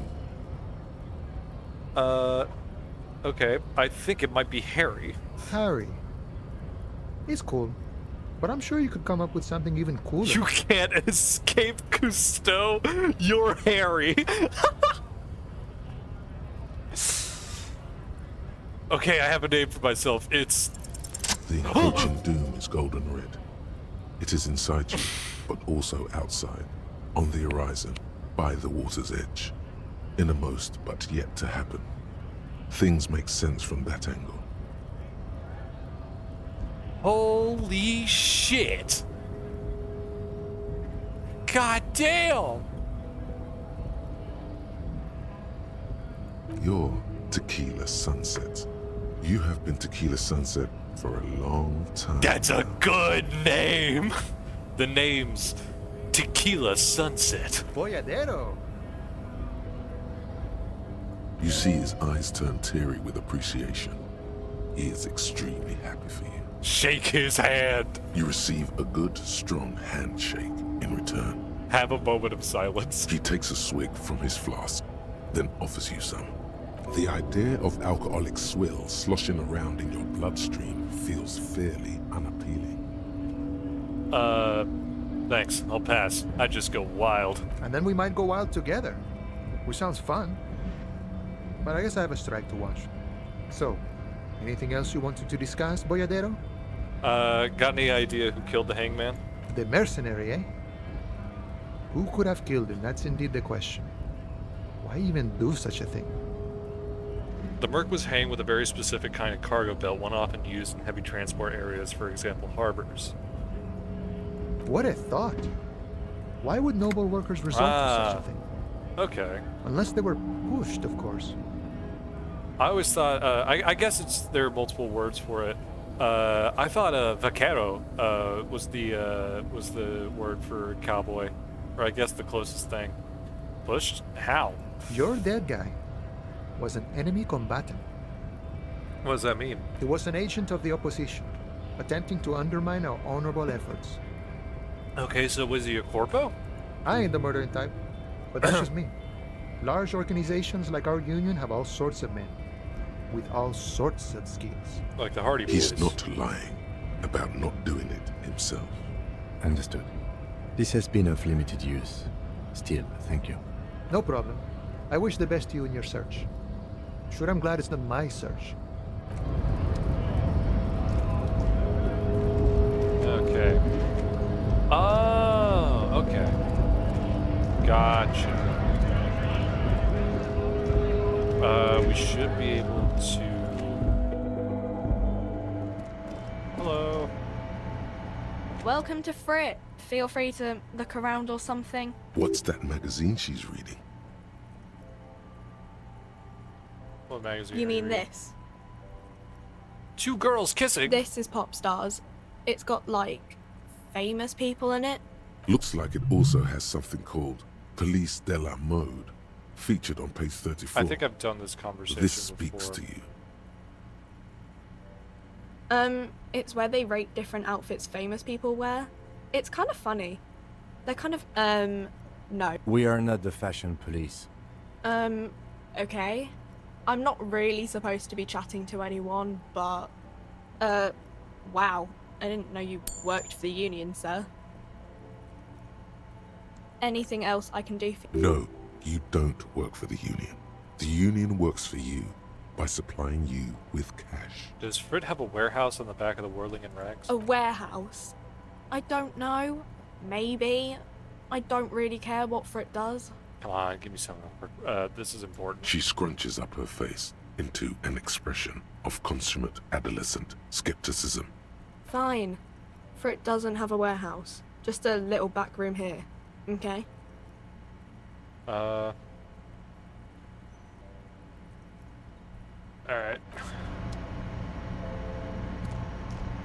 A small cabinet. Their logo is the... Just ask me if you need anything from St. Baptiste. We don't stock prescription meds, but... Oh, I keep on being one E off. Alright. Let's go see what Measurehead did.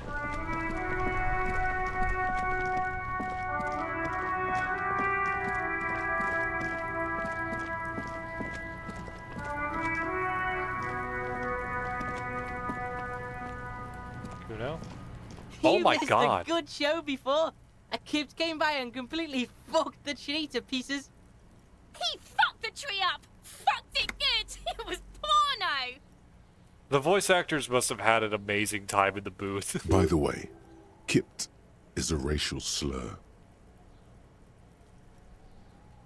Oh my god. Oh. Stop using the K word. It belongs in the past. Can't tell Kuno what words to use.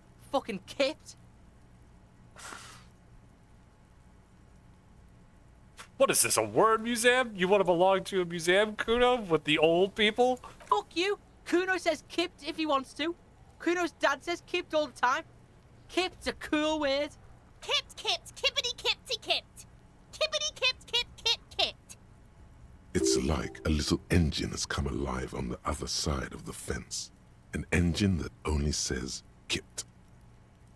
Kipped. Talk to Alright, shut it down, see. The cunt has business to do. Figure out what's going on with this kid. Do I have a level? I don't believe I do. I do not. Let's try and empathize with the kid. It's not Kuno. It's Kuno S. Act on it. Try to separate them. Kuno. Psst. Fuck you whispering about? He's whispering too. He's going with it. But watch what happens. Fuck you whispering about! Stop calling me that! She puts extra stress onto that word, expecting it will make you uncomfortable. If Kuno wants to whisper, he's gonna fucking whisper, okay? Let's whisper, pig. This is it. You've got him. But be careful. You can still fuck this up. Don't make Kuno look bad in this. Kuno, listen to me. She's trying to control you. We got it. I'm glad she's fucked up. She's not fucked up. Everyone... Wrong move. But he's whispering still. You haven't lost him. Just don't mess up again. Or you will. There are no guarantees here. It's okay. The pig's trying to pit us against each other. Not gonna let him do that. That's it. You let him off the line. That was a bad, manipulative thing to say. You should understand. I got you this far. I couldn't get you all the way. Try to fuck my Kuno! Try to fuck my Kuno away! Me and Kuno are... He's on your crime scene, bossing you around. And he's been here for some time too. This is where he hangs out. You have to get more out of him. He could be useful.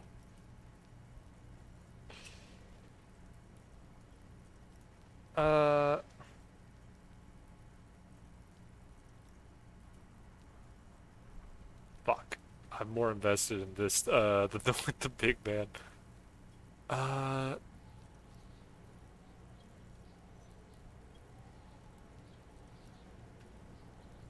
Get your snout out of Kuno's ass. Kuno knows how hard Kuno pushes it.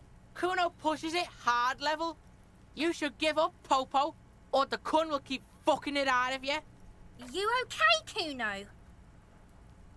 That went wrong. He took it as a compliment. Then he had a minor seizure. Kuno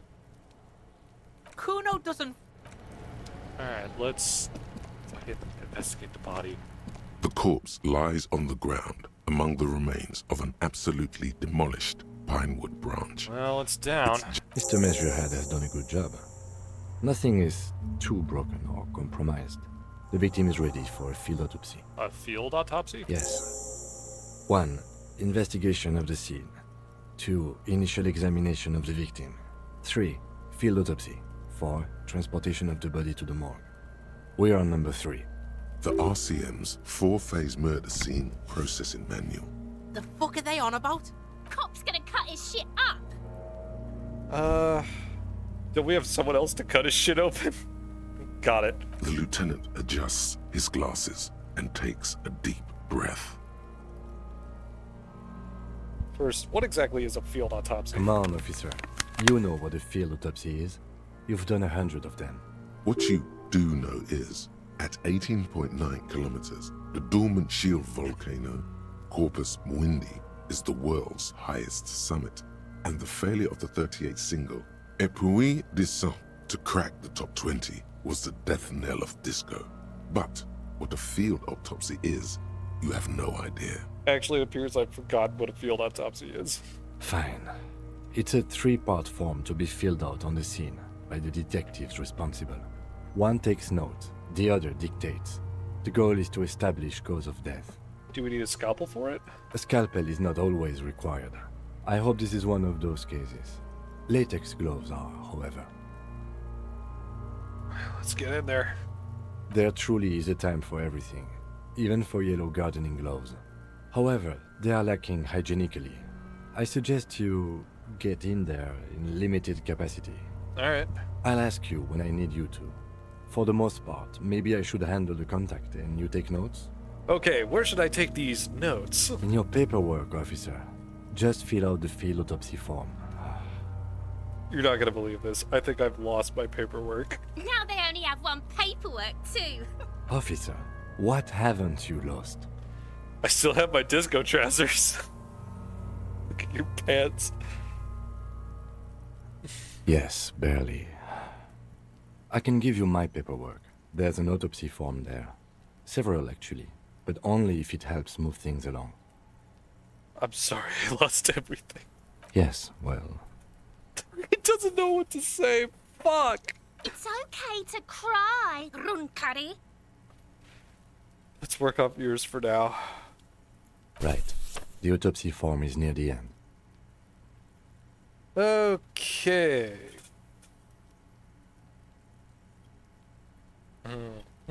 You find a moment as the lieutenant inspects the dead man's fingernails. Just a few glances. The pages are filled with a bulky freehand that's nearly illegible. Still, you can make out a case with a curious title. The Man with the Hole in His Head. Check out the man with the hole in his head. If I understand what the lieutenant has written about the case at hand. No. Search for something else. This appears to be a case investigated about 3 weeks ago. A workplace accident. The titular character's wife tries to get compensation. The company was not forthcoming. It's hard to make out if the hole was fatal. Oh, yeah. Try to understand what the lieutenant has written about the case at hand. It's very hard to draw conclusions. All you can make out is that he is in a hurry to solve the case. The tempo of the handwriting says as much, and that there are a lot of notes in there. Most of them are made prior to arriving at the scene, in preparation. It's not spelled out explicitly, but the lieutenant fears a tear is forming between the liberal moralist establishment of Revachol and her populist citizenry. This populist force, a potpourri of far right and left, is exemplified in the Débardeurs Union. Okay. Their strike, if allowed to escalate into violence, adds to the growing sense of civil war in the city. He's extremely neutral, even in his notes. But avoiding this escalation is Kim's primary concern when dealing with the situation in Martinez. Search for something about me. Maybe you're imagining it, but there are some remarks in there, and they're not all negative. You're referred to as the 41st by your station number, and what? And the 41st comes off as a moderately competent detective. So here it is. What? Open the notebook at the field autopsy form. The dead man stares in silence as you crack open the ledger. The bright red paper is covered in boxes and lists, describing the condition of his skin and organs in 3 parts. Above those, an 11-field info form needs filling out first. It begins with... Begin. 1 assistant. That's you. Harry... Tequila Sunset. Raphael Ambrosius Cousteau. Harry Dubois. The corpse is indifferent to your scribblings. Just lies there. The next box says... Coroner's case number. KK57-0803.0815. Write it down. Next. Name. NA. Next. Date of birth. NA. Age. Roughly 50. Right, about 50. The corpse looks ageless, like meat on a hook. Race. Mondial. Fair to olive-skinned, from the Isola of Mwindi. This is as vague as it gets. You might as well say whitish. Write it down. The pudgy mess of curdled meat looks neither mondial nor anything other. Sex. Fucky! Male. Pigs can have sex? Male. Nor does he look male, with his pregnant belly and indistinguishable face. Date of death. We're still going with March 4th. 51. Alright. What else? 9. Body identified by is non-applicable. 10. Case number is the same as the coroner's case. KK 57 0503 0815 listens motionless, with the cargo belt still around his neck. Evidence. Only 1 box remains. Evidence of treatment. None. At least not after the initial examination. What exactly is treatment anyways? Interfering with the body's position or wounds post-mortem. I'm not so sure. Did the footprints look like he was carried over? They'd have to have incapacitated and carried him over. This man was more than a match for untrained dog walkers. Your central nervous system recognizes this gesture. It's the stations of the breath. Ecclesiastic, religious in nature, a holdout from pre-DeLorean burial rites. It takes him 2 seconds to perform. Then, somewhere in Jamrock North, a small wood shed behind Rosencrantz Row, Lieutenant Nick Feuerbach puts his hand to the chest of a small corpse, no larger than a monkey. It's raining outside, light drizzle. There is darkness in the shed. Elsewhere yet, an obese female sits in a wicker chair, her silhouette bull-like against the window. Outside, Grand Coudon. The day is turning dim for Sergeant Mac Dawson. Hand extended, he approaches, to make sure she is dead more than anything else. And so, all across Jamrock, Coal City, GRIH, 42 deceased persons found today, 42 stations of breath. We should start the post-mortem. The corpse cannot feel Kim's hand on his chest. It no longer meaningfully interacts with its surroundings. A thicket of boxes and lists on red copier paper tries to answer why. External examination summary. Clothes. The deceased wears armored boots and white briefs. The make of the briefs is Babrodine, I think. Let's see. Oh, see, it's happening. Babrodine, yes. Inexpensive. Size M. Color white. The disappointment is palpable. The red-haired thing was The expecting red-haired something thing. more lurid. The boots are ceramic. Vitreous enamel. They are fused to his skin from blood flowing downward post-mortem. Removal of the boots is left for processing.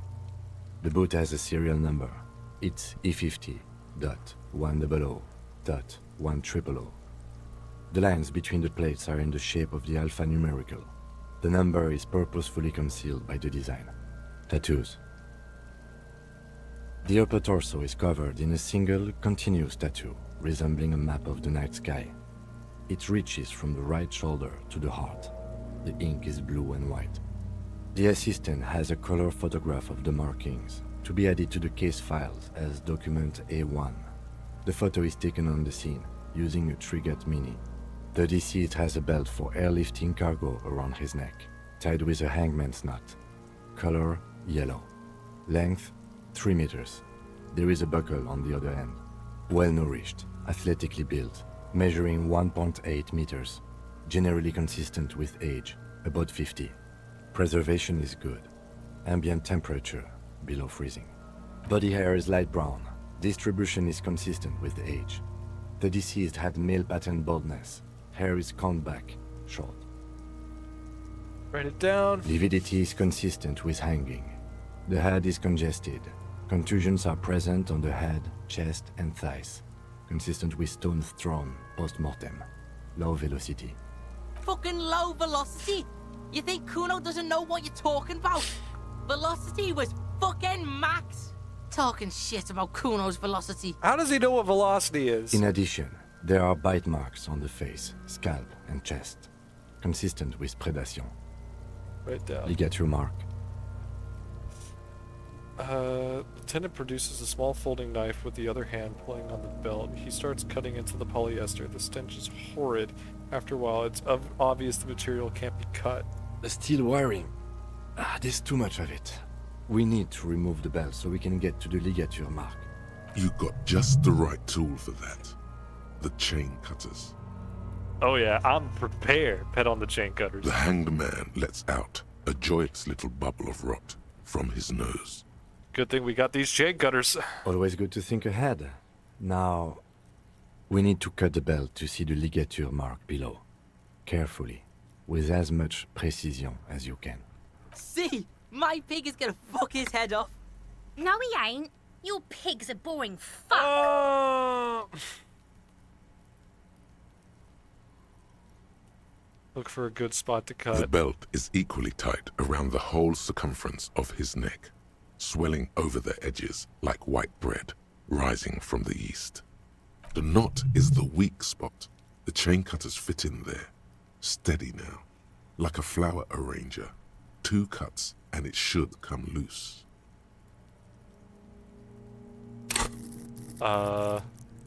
Physical instrument. Fuck it.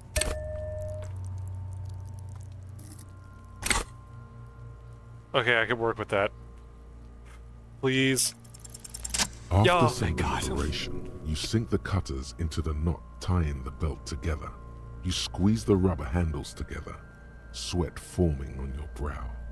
Snap. The knot is slashed. Another cut and the belt falls apart like a flower bouquet, revealing the dead man's neck and the dark red ligature mark around it. The rope rises to a point, leaving a gap in the ligature mark. The suspension point is in the back of the neck. Hemorrhaging is observed on the skin, above and below the ligature mark. The mark is well pronounced, consistent with a drop from 1 or 1.5 meters. Chest is intact, normal contour. Abdomen is protuberant, pelvis intact, genitalia... No! Let's get up and see! I fucking knew it! This is clearly what they've been waiting for, ever since the autopsy began. The lieutenant is trying to make it as boring as possible. Genitalia is male and unremarkable. No evidence of injury. Does it look like he was enjoying his mode of death? Inspect his cock. The dead man's penis is average-sized, congested from the downward collection of blood. The testicles are uneven in length, hanging underneath. The genitalia is greenish. Marbling is present around the crotch. Write it down and move on. Back is symmetrical and intact. Upper and lower extremities are Penis intact, inspection day waits for no one. There are combat injuries on the right hand. It didn't say that! And hip. Didn't say that! He was average too. He was average. Average sized. In addition, I see smaller, residual scars, too numerous to count, covering about 30% of his skin. Last item, hands.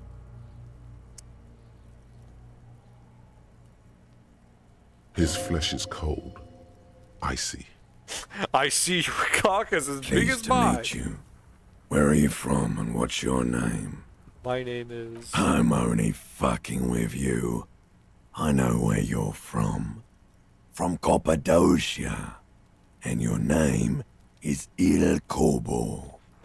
My cock is much bigger than yours. My cock can walk right through that door. Cappadocia. Nothing. I got nothing. Nothing does. This was pleasurable. I sincerely thank you for touching my hand. We should do this more often. Be close like this, I mean. Hands are clean. No sign of injury from struggling. Were we expecting any? I was. Maybe I'm just not seeing them. Honestly, this stench is making it hard for me to think at the moment. Write it down. Ooh. That's all for the external. Well done. What next? Internal examination summary. Central nervous system. I have nothing. Do you have anything on this man's central nervous system? Of course, there is a moral to be drawn from it. A moral to this story. If I may add the moral of this story. What would that be? The dead man looks, too, with barely contained excitement to hear the moral of his story. The brain is very vulnerable to compromises in its blood supply. I think that may well be the moral of every story, officer. Alright, NA. Good. Musculoskeletal. Purge fluid is coming from the mouth. Not injury related. Eyes and tongue protuberant. Hyoid bone. Let's see. Hyoid bone. I'm guessing that has to be something with the face. With his eyes almost closed, the lieutenant puts his hand on the dead man's throat and begins to massage it, gently.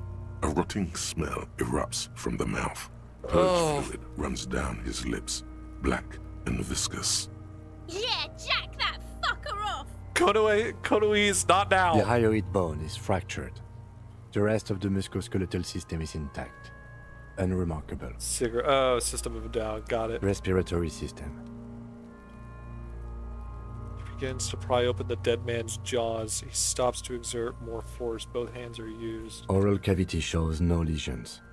The victim has received dental implants, possibly after a combat wound. Mouth swollen. Hemorrhaging present in mucosa of the lips and mouth. Inside the dead man's mouth. No scream. No sigh of relief rises from the darkness inside. It's humid there. Sickly sweet air, unlike anything living. You feel like you're about to throw up again, straight in that mouth of his. Look deeper inside. It's hard. Once more, you taste stomach acid in the back of your throat. Why did A contraction.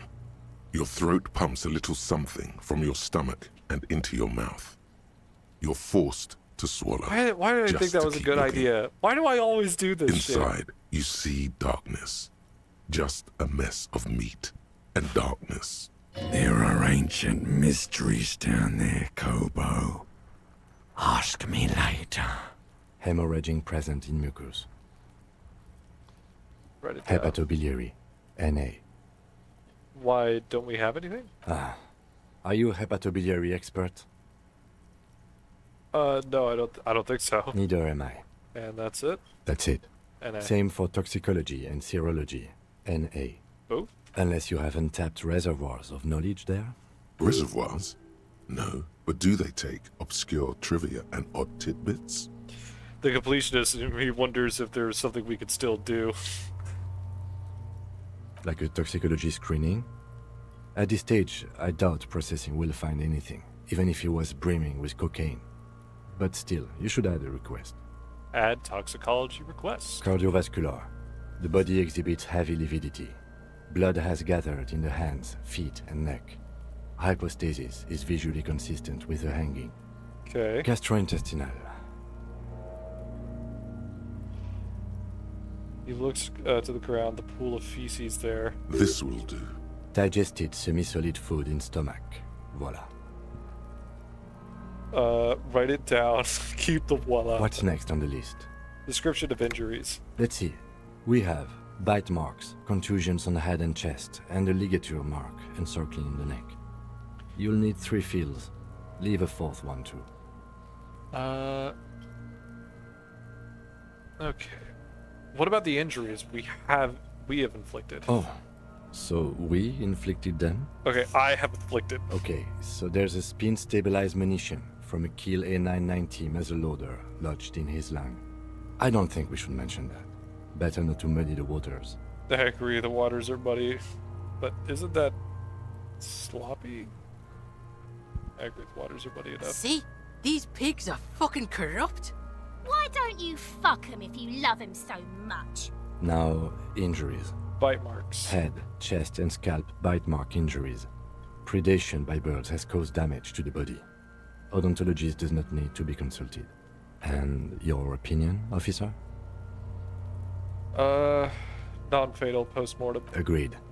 Next injury? Contusions. So, the scalp bleeds from a post-mortem head injury, a stone.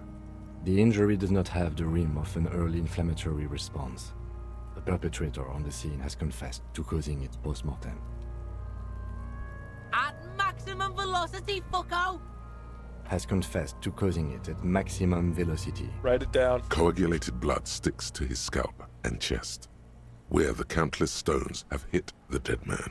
Beneath the description of injury, two boxes. Non-fatal. Right. Next? Ligature. What's the fourth injury field for? Nothing. Just in case. Turn the page back. The corpse lay slouched to the side, oblivious to its surroundings. All right. Ligature Bite mark, marks. a dark red abraded ligature mark encircling the neck, with a gap on the nape measuring, let's say, 7 centimeters. The hyoid bone is fractured, the cervical column intact.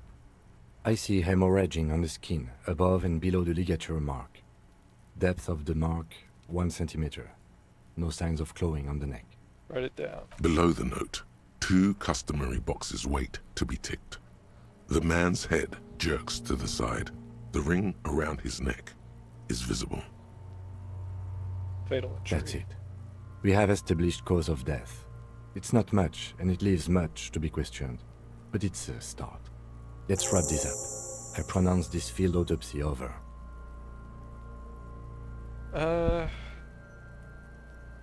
First, how did it go? Well, we established probable cause of death. Some would say that's the goal of an autopsy. We also requested a toxicological screening. That was thorough. The results should arrive in a couple of weeks, if we are lucky. I will not hold my breath. We were thorough with the list of injuries too. We described them all in detail. What is there to say? Given the circumstances, it was a professional field autopsy. What now? Now we put him in a body bag and I drive him to Forborg for processing. The lieutenant looks at the dead man one more time, then at his notebook, then at the corpse again. He's thinking, did I miss something? You tilt your head, also looking at the corpse. Tell me something, dead man. Shoot, Looney Rooney. At the autopsies, you said you had ancient mysteries. Oh yes, Gobo mi Lobo. In the gift horse's mouth. Tracts and wakes and waterways. Ancient materials buried. Yeah, but to where, brother? Just a small gulp away, my beloved Gobo. A small gulp away. Come back later, Gobo. Amuse yourself with my frank manners and my memento mori features. If possible. You run your hands over the victim's cold body, pants again. His limbs, his torso with its swollen organs. Maybe you should be more thorough. The corpse seems to yawn content. Do you think we missed something? You can't shake the feeling that there are more secrets concealed in the flesh before you. I've got a gut feeling that there's more to this corpse. Okay, well, we are in livor mortis here. He is disintegrating. We need to refrigerate the body if we want to conduct another examination, and we need to do it fast. Okay, where do we find a fridge for the body? Hey, wasn't there a giant ice bear sarcophagus below that building? An absolutely colossal fridge still plugged in, literally in the shape of an ice bear. So that's what the ice bear bear-shaped refrigerator is for. Yes, there was. Now, detective, I've rarely been disappointed by the size of a giant ice bear fridge, but I think we should still take a look at it first. Make sure it's big enough before we carry him over. Let's move. With every hour, whatever we are looking for in the deceased will become harder to find. Hell yeah.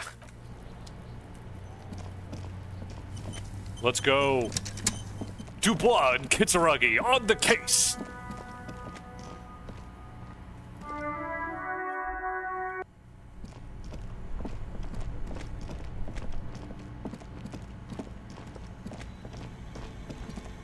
The bear's eyes are still glowing red, watching over all the ice cream wrappers hidden inside its belly. So what do you think of this fridge, Kim? It looks like it can fit big enough for 2 corpses. It's certainly an eccentric choice, but it is capacious and cold enough, too. But the optics on this are awful, he thinks. We need to be as silent as we can. Shall we go and get the body, then? I'll take the head, you take the feet. The stairs won't be easy, but we'll manage. Okay, let's do this. The body is heavier than you expected and stinkier. It takes half an hour to get the butcher, then 10 more minutes to stuff it into the fridge. The lieutenant takes a step back to admire your handiwork. I'm gonna cry in the ice bear fridge. Look, I've only cried in 2 locations. It's okay to cry. It's fine to cry. Beautiful. A dead body in an ice bear fridge. This is some of the best police work I've ever done. I'm not sure I believe you. Of course you don't. Look at that. What have we done? We stuffed a dead body in an ice bear fridge. This does not leave this room.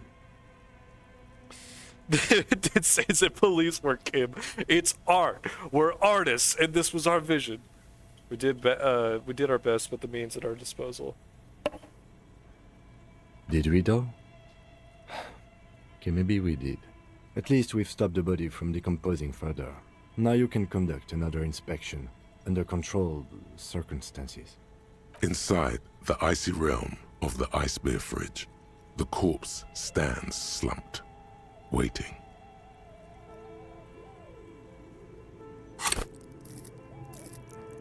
Fuck it, we ball. Still low, but I'll try. Your arm reaches out and your eyes close, as if by their own volition. It's dark all around. It is a bear. You feel cold, dead flesh through the latex glove. It's right under the palm of your hand. What is this?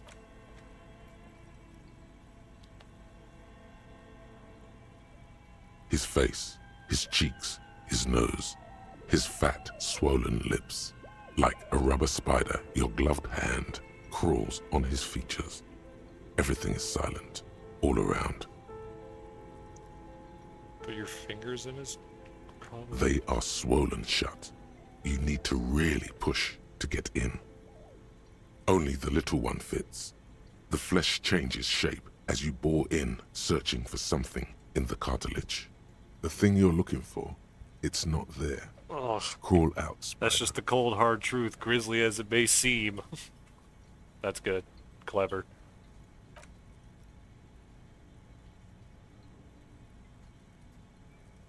The oral cavity is cold and moist.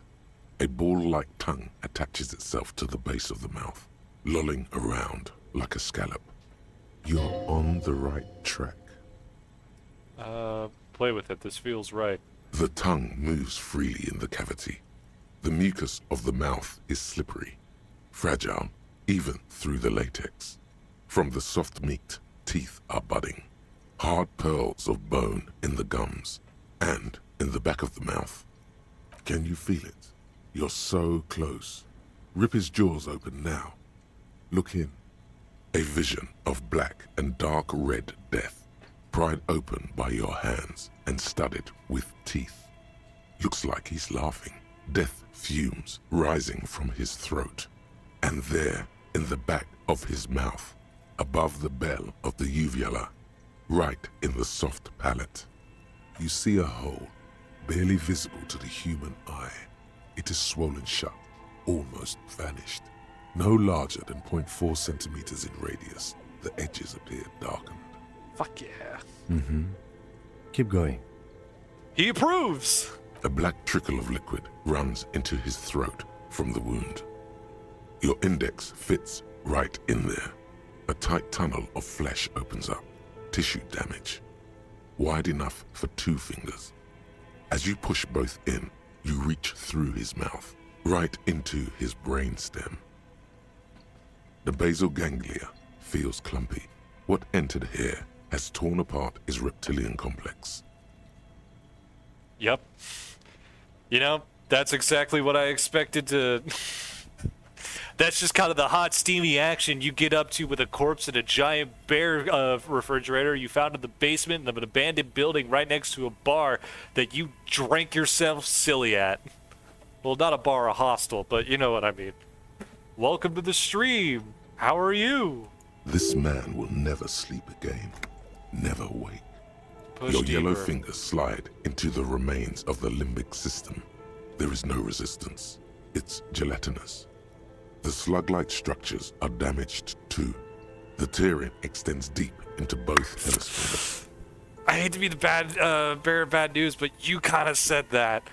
Yellow fingers slide into the remains of the limbic system. There's no resistance. It's gelatinous. The slug-like structures are damaged too. The tearing extends to both hemispheres. There's a cavity cut right through the hemispheres. The lieutenant answers with the sound of his pen on paper. Your fingers are all the way in now, reaching toward the inside of his skull. The cavity goes further, but the entry wound isn't wide enough for the rest of your hand to follow. Slander and libel. Your fingers reach toward his skull. His cerebral cortex feels like jelly. Cold jelly. Strange fluid streams down your wrist as you push deeper until you feel it on the tip of your finger. A bullet? Ice-cold serrated metal. Its edges cut right through the latex and into your finger. I feel a solid object right under the skull. Can you get to it? Inspect the skull first. There's a tiny crack. A protrusion in the cranium. Right in the back of his head. Your finger must be pointing straight at it. From the inside. The object that is in there stops just short of the skull. In the encephalus, knocking this tiny fracture into the cranium. We have the makings of a very small exit wound here. Come on, 97%, please. Ah.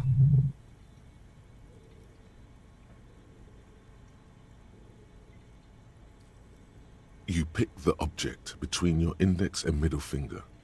It feels sharp, like metal. With your face twisting from pain and concentration, all you need to do is just... I got it. Good. Okay. The inside of the head feels cold and smooth, like a glove. Sweat dripping down your brow. Careful not to lose the prize between your fingers. With a plop, your hand emerges from the mouth. The garden glove is covered in blood right up to the wrist. Between your fingers, a small flower. A blossom made of lead. A bullet. Drop it in. Okay, the so he bullet was shot. falls in the bag, leaving a smattering of blood on the plastic. He raises the bag under his eyes and says, Okay, so... The working theory is that he had teeth in his mouth, so he got the shit beat out of him. Like, he got punched in the mouth and, like, his teeth got broken in there. He then was taken up and hung. Maybe as he was dying, being hung, they shot him? A non-caliber. Rifled. Some kind of brittle alloy. Fractured on impact. Can I have it? Of course. You deserve it. Looks like we need to add one more item to your injury list. Injury number 4.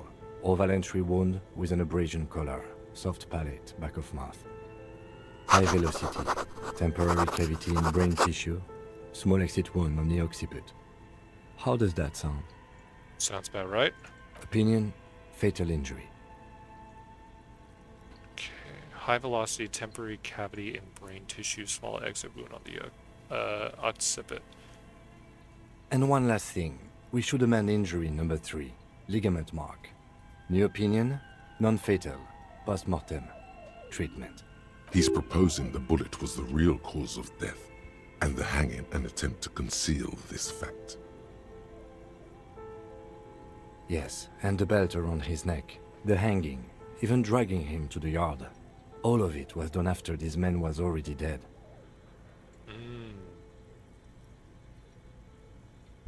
I did not just come up with this. I've had my doubts since you showed me the tracks, officer. Why did they carry him over? Why not march him? There is no satisfactory explanation. So... I mean, by the nature of me having to make a legendary check to find that bullet, they're trying to obfuscate something. So, they had him killed, but they wanted to put him up publicly. It was probably to send a message, right? There have been other signs too. Small details. Everything is too neatly designed for us to assign probable cause here, as we did, full-heartedly. Well, no more. We almost fell for it, he thinks. Almost. There is, of course, the very real possibility he was both shot and hanged. Maybe they shot him while they hanged him? To put him out of his misery? It's possible, but it doesn't explain all the other dubious things here. Lack of struggle, primarily. I may be intellectually sloppy, but I prefer one theory at a time. And this just smacks of treatment to me. We do this. That's for us to find out. But this, it will make finding them just a little easier. Why would anyone do this? To hide something. The real killer, the real motivation, what really happened here. I think I need to wash myself. Oh, you really do. I am glad to hear you say that. Your room in the Whirling in Rags should come with a bathroom. Be sure to make use of it in the evening. Maybe the bullet holds more answers? Yes, we should take a closer look at it. I am certain it has more to tell us. This little thing could reveal much about the weapon that shot it. What happens next? We bag the corpse and carry him to the holding pen of my kinema. I can transport him to processing myself, but I will be gone for the rest of the day. You'll be gone? What should I do in the meanwhile? Work on the case. Tend to personal matters. Try not to do anything too dangerous. An officer needs backup in a neighborhood like this. Guy with zero context. Mercy kill? Okay, so... let me give you the long and short of what's happening here. So, yeah.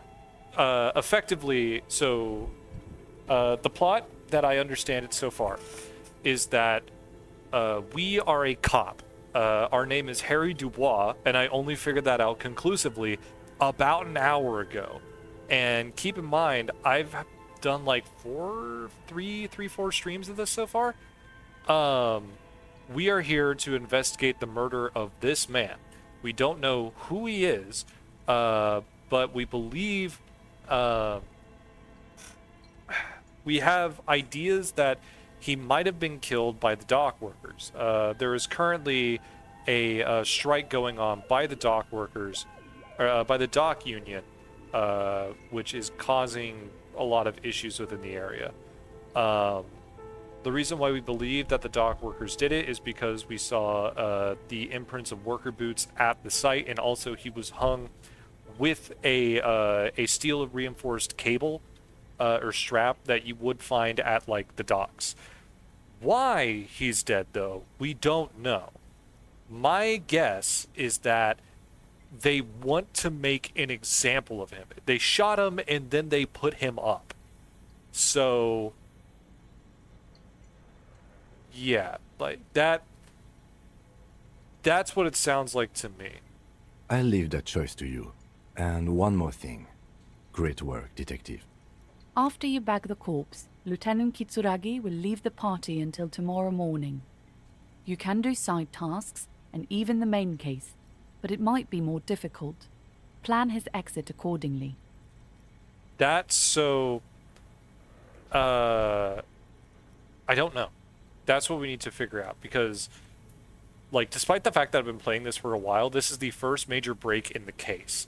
We know how he died. We have an idea of who killed him, but we don't know why.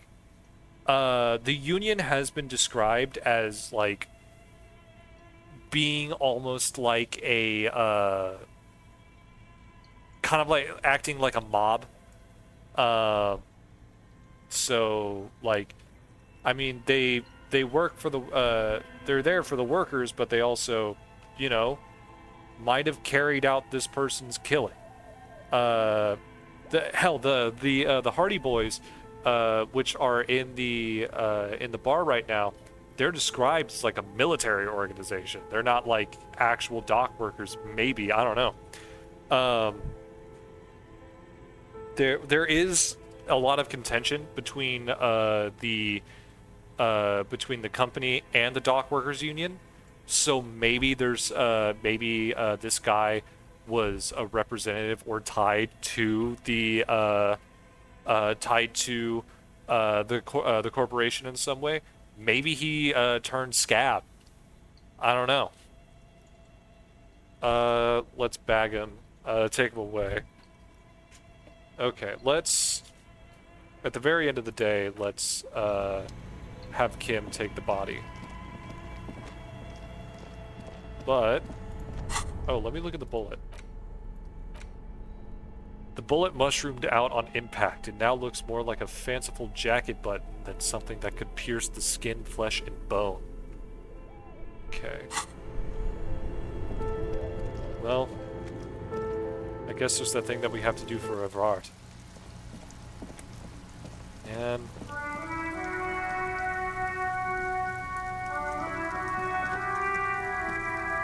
yeah, I can't just talk to her. I have to...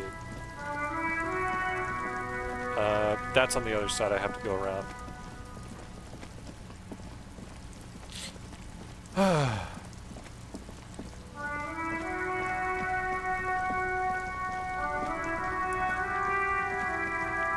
There's the woman that I hugged for the working man's plight, and she didn't mind it for some fucking reason.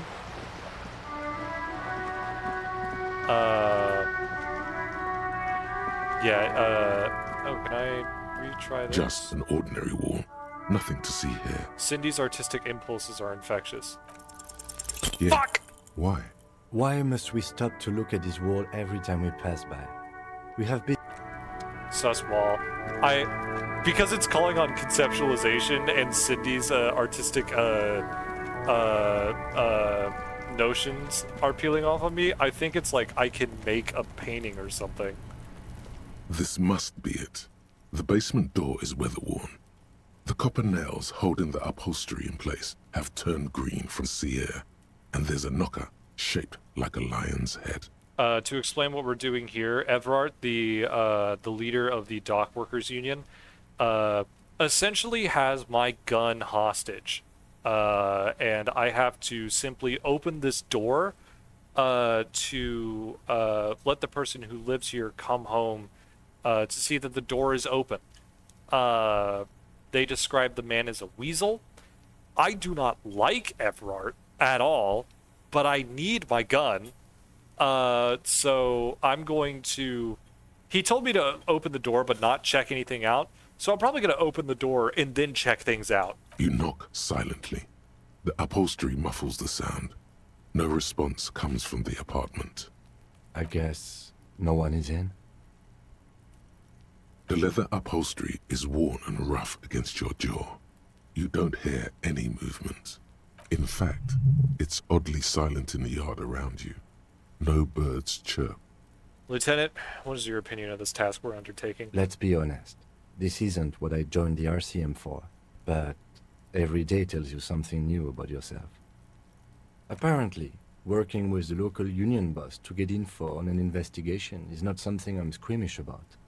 So you don't mind if I unlock the door? I mind that the local thug is using the RCM for his busy work. But if this gets us to the bottom of this hanging, then I'm willing to look over it. On the other hand, we could just leave and tell Everard we opened the door. No one seems to be tailing us to see if we actually did it. Lie to Everard? Is that an option? Yes. Presenting a fabrication is known to get results here and there. You took this task. You make the call. The door is right here. You can just open it and be done with this. Besides, if you never open it, you're never gonna find out what's behind the door. Yeah, but I really don't like Everard, so... Save. I'm just gonna lie to him. Fuck Everard. I hate that guy. He sucks. I'm looking at the wall again. Just an ordinary wall. Damn. God, this game is fucking gorgeous. Oh, I could talk to Renee about the picture that I took from this office. This is going to be bad.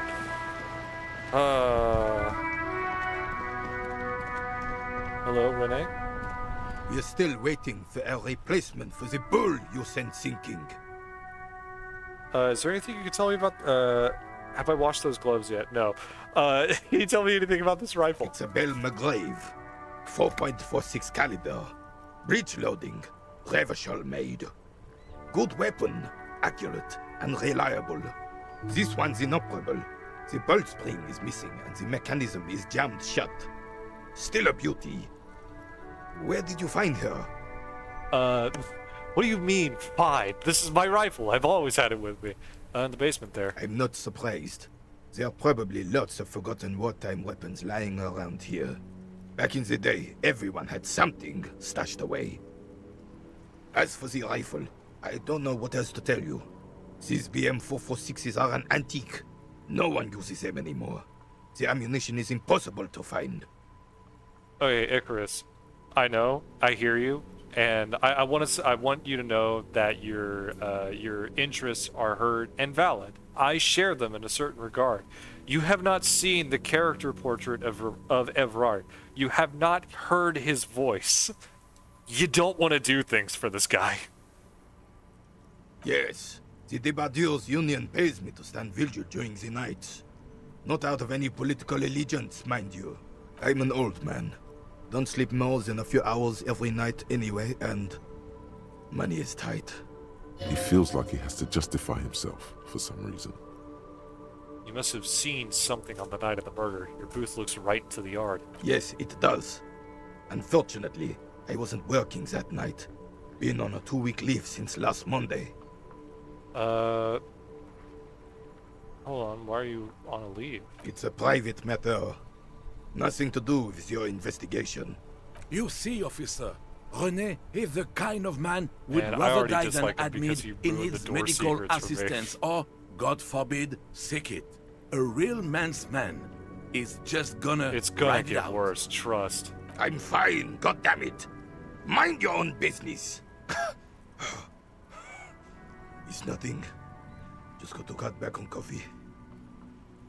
So who's working your shift that night? No one. The bus has been unmanned since last Monday. There's no other guard. It's just me. No one has been guarding the container yard since last Monday. Yes. It's not actually an issue. I mean... Look, officer. The container yard doesn't actually need a guardsman. Never had one before René. Monsieur Claire had that booth built specially for him. It's mostly decorative. So that's gonna make Renee feel bad. The possibility of someone being in there is enough to discourage any ill-minded individuals.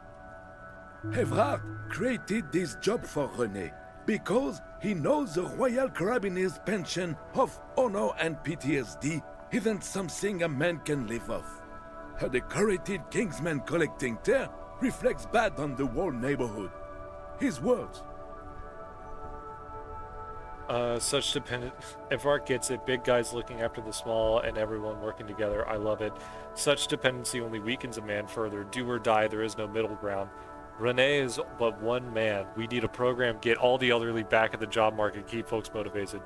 René should rent out his services, invest the profit, give a few more guys, expand and repeat. Wage work is dead end.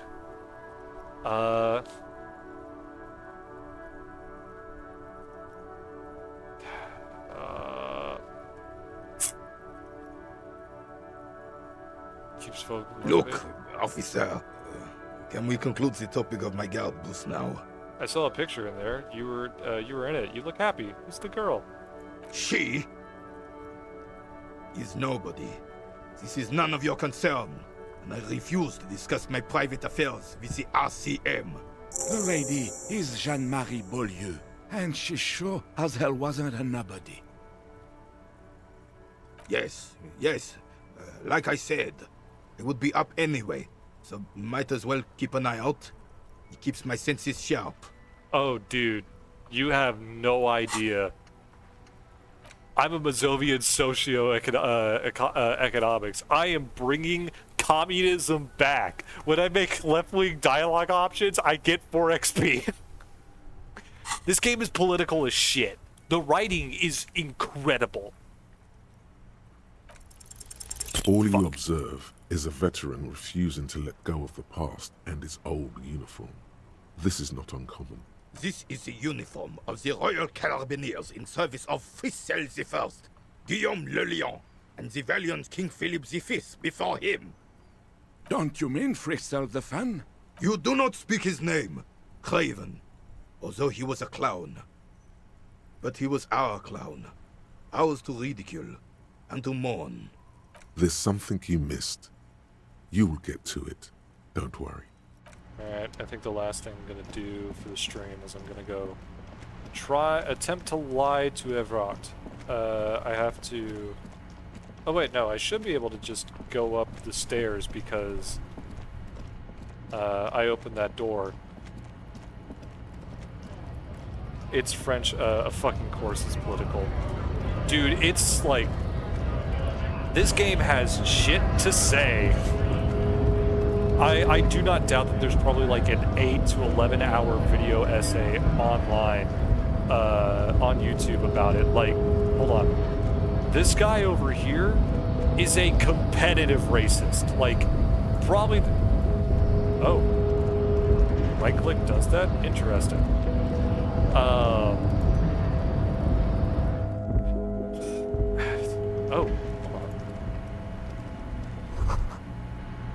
A giant aspirin on the pillow and a pattern of coffee rings is on the armrest. Someone is habitually chilling next to the radio. Actually, it's insane. Like, so this is where I think the game is actually brilliantly designed, because there are multiple ways to go about a problem. You need to get to, so the body was hanging, and I failed at shooting the latch on the cable holding him up, so I had to go get someone to be able to cut it down. So I need to get to the, I need to talk to the dock workers to see if they can send someone over to use it. But because they're on strike, I can't just go in. So I have to do one of 3 things. I need to either find the back route like I did, which I only learned after Measurehead broke my hand and Kitsuragi was like, dude, we can go another way. I could physically overpower Measurehead and get past him, or I could subscribe to his racist ideology and he would let me through. And like, it was an actual, like, you can, you have these thoughts that you can internalize, which then give you buffs once you've internalized it. Hold on, I think there might be one.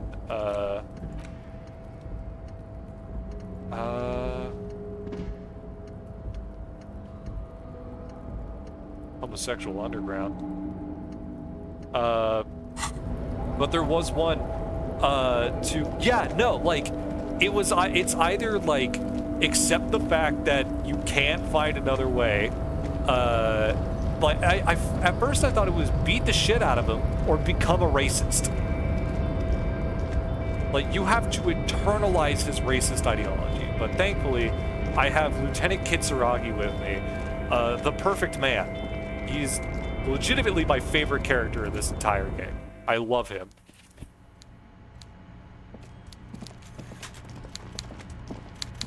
What's up, you fat piece of shit? Mr. Dubois, a pleasure as always. You don't have to sit down this time, since you've already sat on that chair. Icarus, I would like your opinion of this man. 10 words or less. I opened the door to your weasel's den. It's in that container that's outside your office. My dear Harry, there are literally millions of containers in this harbour. I couldn't possibly remember what's in all of them. There's something special about it. It was attached to the Cavalson crane? Harry, you smooth-talking son of a bitch. Time is a precious resource, and I don't have enough of it to count containers with you. Smooth talking. Maybe that's the way to go about opening the container. You You don't should at need more least than try. one word, shorty. I opened the door to your weasel's den. Are you shitting me, Harry? Did you not really open the door and are now just telling me you did? You're a wild one, Harry. Good. Yes! Now take it a bit further. Take it home. And not only did I open it, I went inside too. It was a real weasel's den of art. I bet it was, Harry. But seriously, what did you see in his apartment? A guy who has antagonized the Union in a Union-run town. Maybe it's political. I saw a lot of anti-socialist, anti-union stuff, pamphlets saying, get the unions in check. Fascist insignia everywhere, memorabilia calling for the return of the golden age, misogynist posters, racist literature, and a signed petition to euthanize the invalids. That's exactly what I thought, Harry. Okay. What a weasel. And for the record, I was only curious, not testing you. He was testing you. You succeeded. Fuck you! Thank you, Harry. You have shown me that the Barders Union and the Citizens Militia can indeed work together. Now, let's cut down to brass tacks. It's time for men like me and you to figure out who's killed who and why. Real police work is gonna start happening now. I promise you, Harry, this is gonna be good. You said that the lynching and the strike are related. How? By now, I'm sure you've figured out who the dead man was working for. The bad guys. Wild Pines. Sent to scare us. Another violent measure of the top hats against us flatcaps.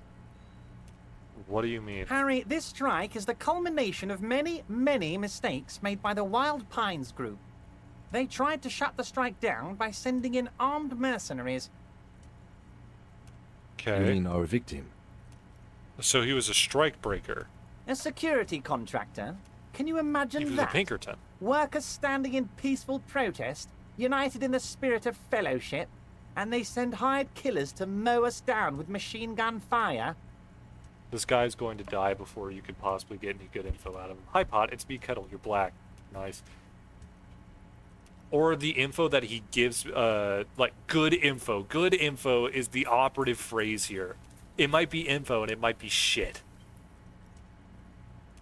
He performs a motion as if spraying bullets from a machine gun. I'm talking beasts. Hardened killers from proxy wars in Yisut, Semenine, Sadamoritsa, you name it, they've done it. Raping, killing, burning villages, killing little children for the Senorita Pineapple Company, Harry. Everything they did there, they brought over here. They want to turn Revachol into a third world slum. Honestly, the only thing they didn't do is kill the village elephant. Go on. Now, I haven't personally witnessed the brutalities out there. I have the luxury of staying in my container, you see. If I need to go somewhere, they just move my container. Wait, they moved the container? Yes, I'm an old man, Harry. My legs aren't what they used to be. They lift my office with that big crane. It's actually very fun. You should try it. But enough about me and my fun container. The killers the company hired, I think there were 3 of them, all hardened commando types. One of them got downright suicidal, getting drunk, violent, a little rapey. Even their own negotiator couldn't control him. That's your boy, the one who likes hanging out and trees. By negotiator, you mean Joyce?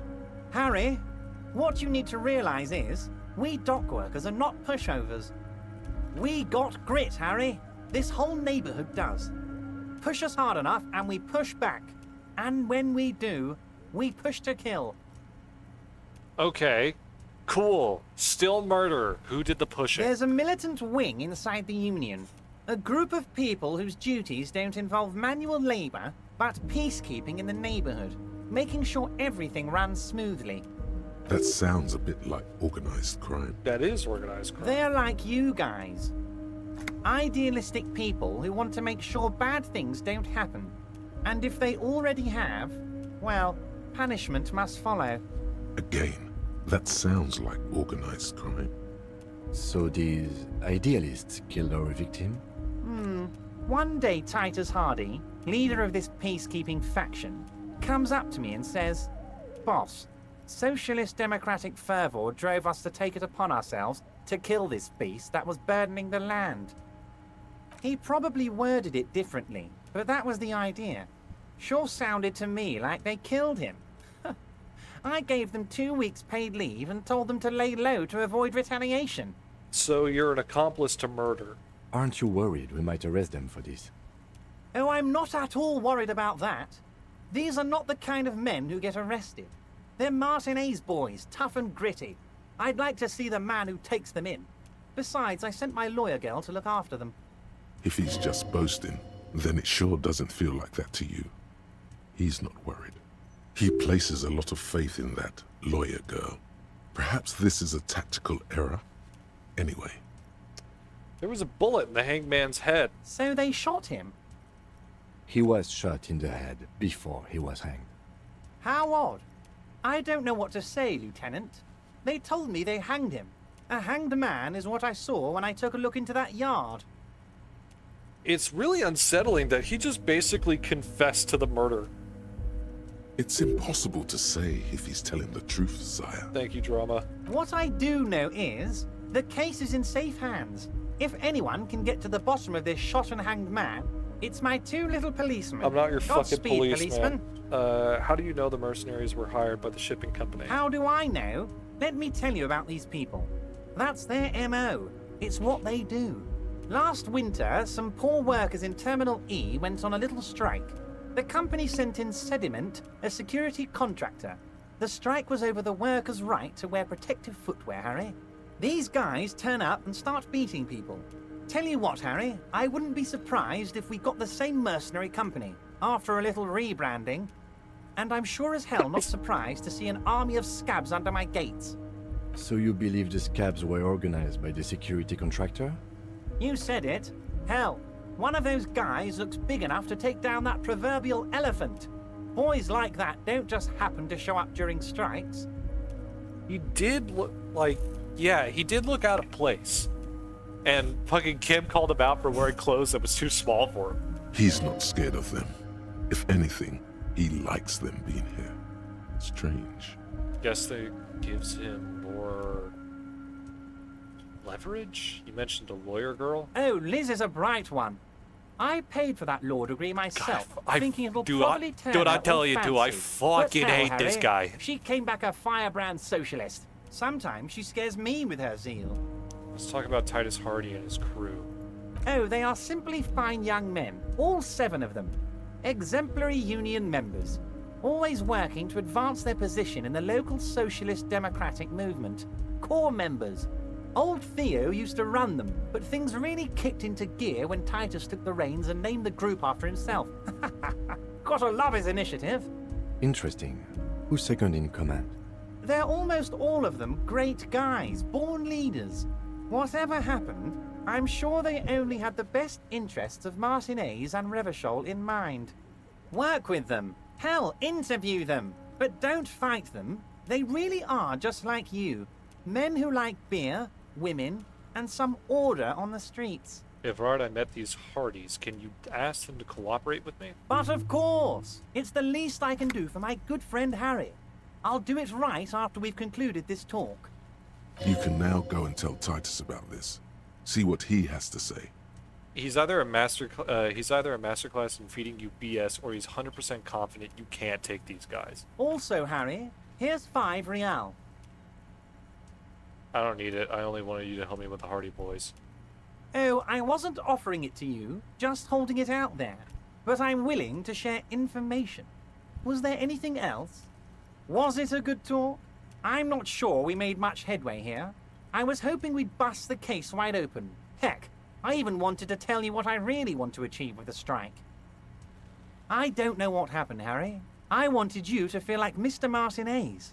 And, of course, I also wanted you to find your gun. But it's like I can't completely trust you. You motherfucker. Yes, Harry. It's like I can't fully trust you if you're not a man of the left. I want to, but I just can't. A man of the left, so you have to be a social democrat. Okay. He's been hurt too much in the past by men who aren't social democrats. Is this another corrupt scheme, isn't it? I'm neither left nor right. I do what my heart tells me to. What's that supposed to mean? I'm more left than you are. You're saying it, but I don't believe you. You know how it is. Company snitches, agent provocateurs everywhere. I'm barricaded in this fortress of mine, the last and I need to get a message out. true communist. And what would this entail? Once again, I require nothing unethical or illegal of you. You just need to get 2 little signatures on this piece of paper, and then mail it to my accountant in La Delta. And what do you think of this? It depends. I don't think what we just got from Mr. Clare was very useful. But, he thinks, it's your call. As I said, it weighs on me heavily. But once we get really talking, well, I'm going to hand you the keys to Martinez, and maybe even help you figure out who's behind this killing. He's saying as little as possible, as vaguely as he can, deliberately omitting this things. guy. What are the signatures for? I'm glad you asked, Harry. The Union is going to build a modern youth centre in Martinez. It will be righteous. We're gonna get those teenagers off drugs and on roller skates. Well, the thing is that I do know 2 teenagers who are on drugs. There's a nameless little street on the coast with some old houses around it. Most people have already signed. I just need 2 more signatures to get this mission off the ground, Harry. What is this place exactly? On the coast, Harry, across the canal. There's a cul-de-sac there, a little village they're calling it. A gloomy place. You'll find it. I trust your detective skills, Harry. What will happen to the current occupants? They are just going to have to deal with the construction noise for 6 months, and then they'll be living like kings. Right next to a fancy new youth centre, designed by the best architects from Stella Marie. Yeah, who doesn't know 2 young little teenagers high on amphetamines who keep calling you slurs while you're trying to do actual police work? Is he absolutely sure the tenants won't be thrown out in the street? Are you 100% sure no one's going to end up homeless? Am I? Harry, these people, Martinez is the most important thing in my life. I would never let anything bad happen to them. We're gonna build a youth centre there. The value of their properties goes up, and kids have a place to play in. I'm looking to out teachers for these all the people, time, dude. not pulling the rug from under them, Harry. I'm looking not out wrong. for all of Martinez, not just the harbour. He means it. Okay. You bring joy to my heart, Harry. Such a pleasure to be working with you. Here, you need to get signatures from Isabel Sadie and Lillian Carter. The cul-de-sac is right past the pawn shop and across the canal. I hear there is some trouble with the waterlock, but they should fix it by Wednesday morning. Okay, so Once you have the signatures, mail this to 13022 La Rocca in La Delta. Then I'll know you're a solid socialist. Most certainly. By all means, Harry. See you soon, Debardeur. Just kidding, but not too much.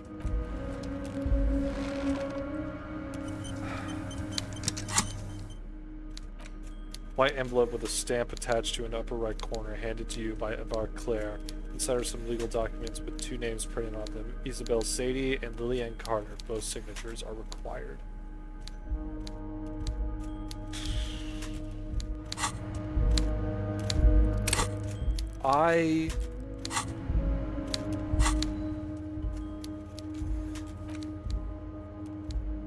It's tough because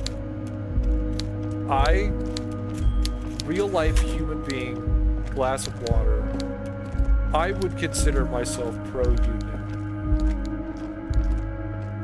This guy, this fucking guy, but I think that is where I'm going to call it for today. Thank you all so much for tuning into the stream. It is good to be back. a little heads up. I'm not going to be streaming this Thursday. The stars have aligned, and I'm going to be able to hold a D&D session. So I'm going to be doing that. I do have a longer weekend, so maybe I'll stream over the weekend if I find time. Who knows? Maybe I'll finally get around to. His art fight might start soon. Ooh, that could be what that is. I'll let you know. Yeah, the VOD will be up very soon. I hope you all have a good one, and I will see y'all later. Peace.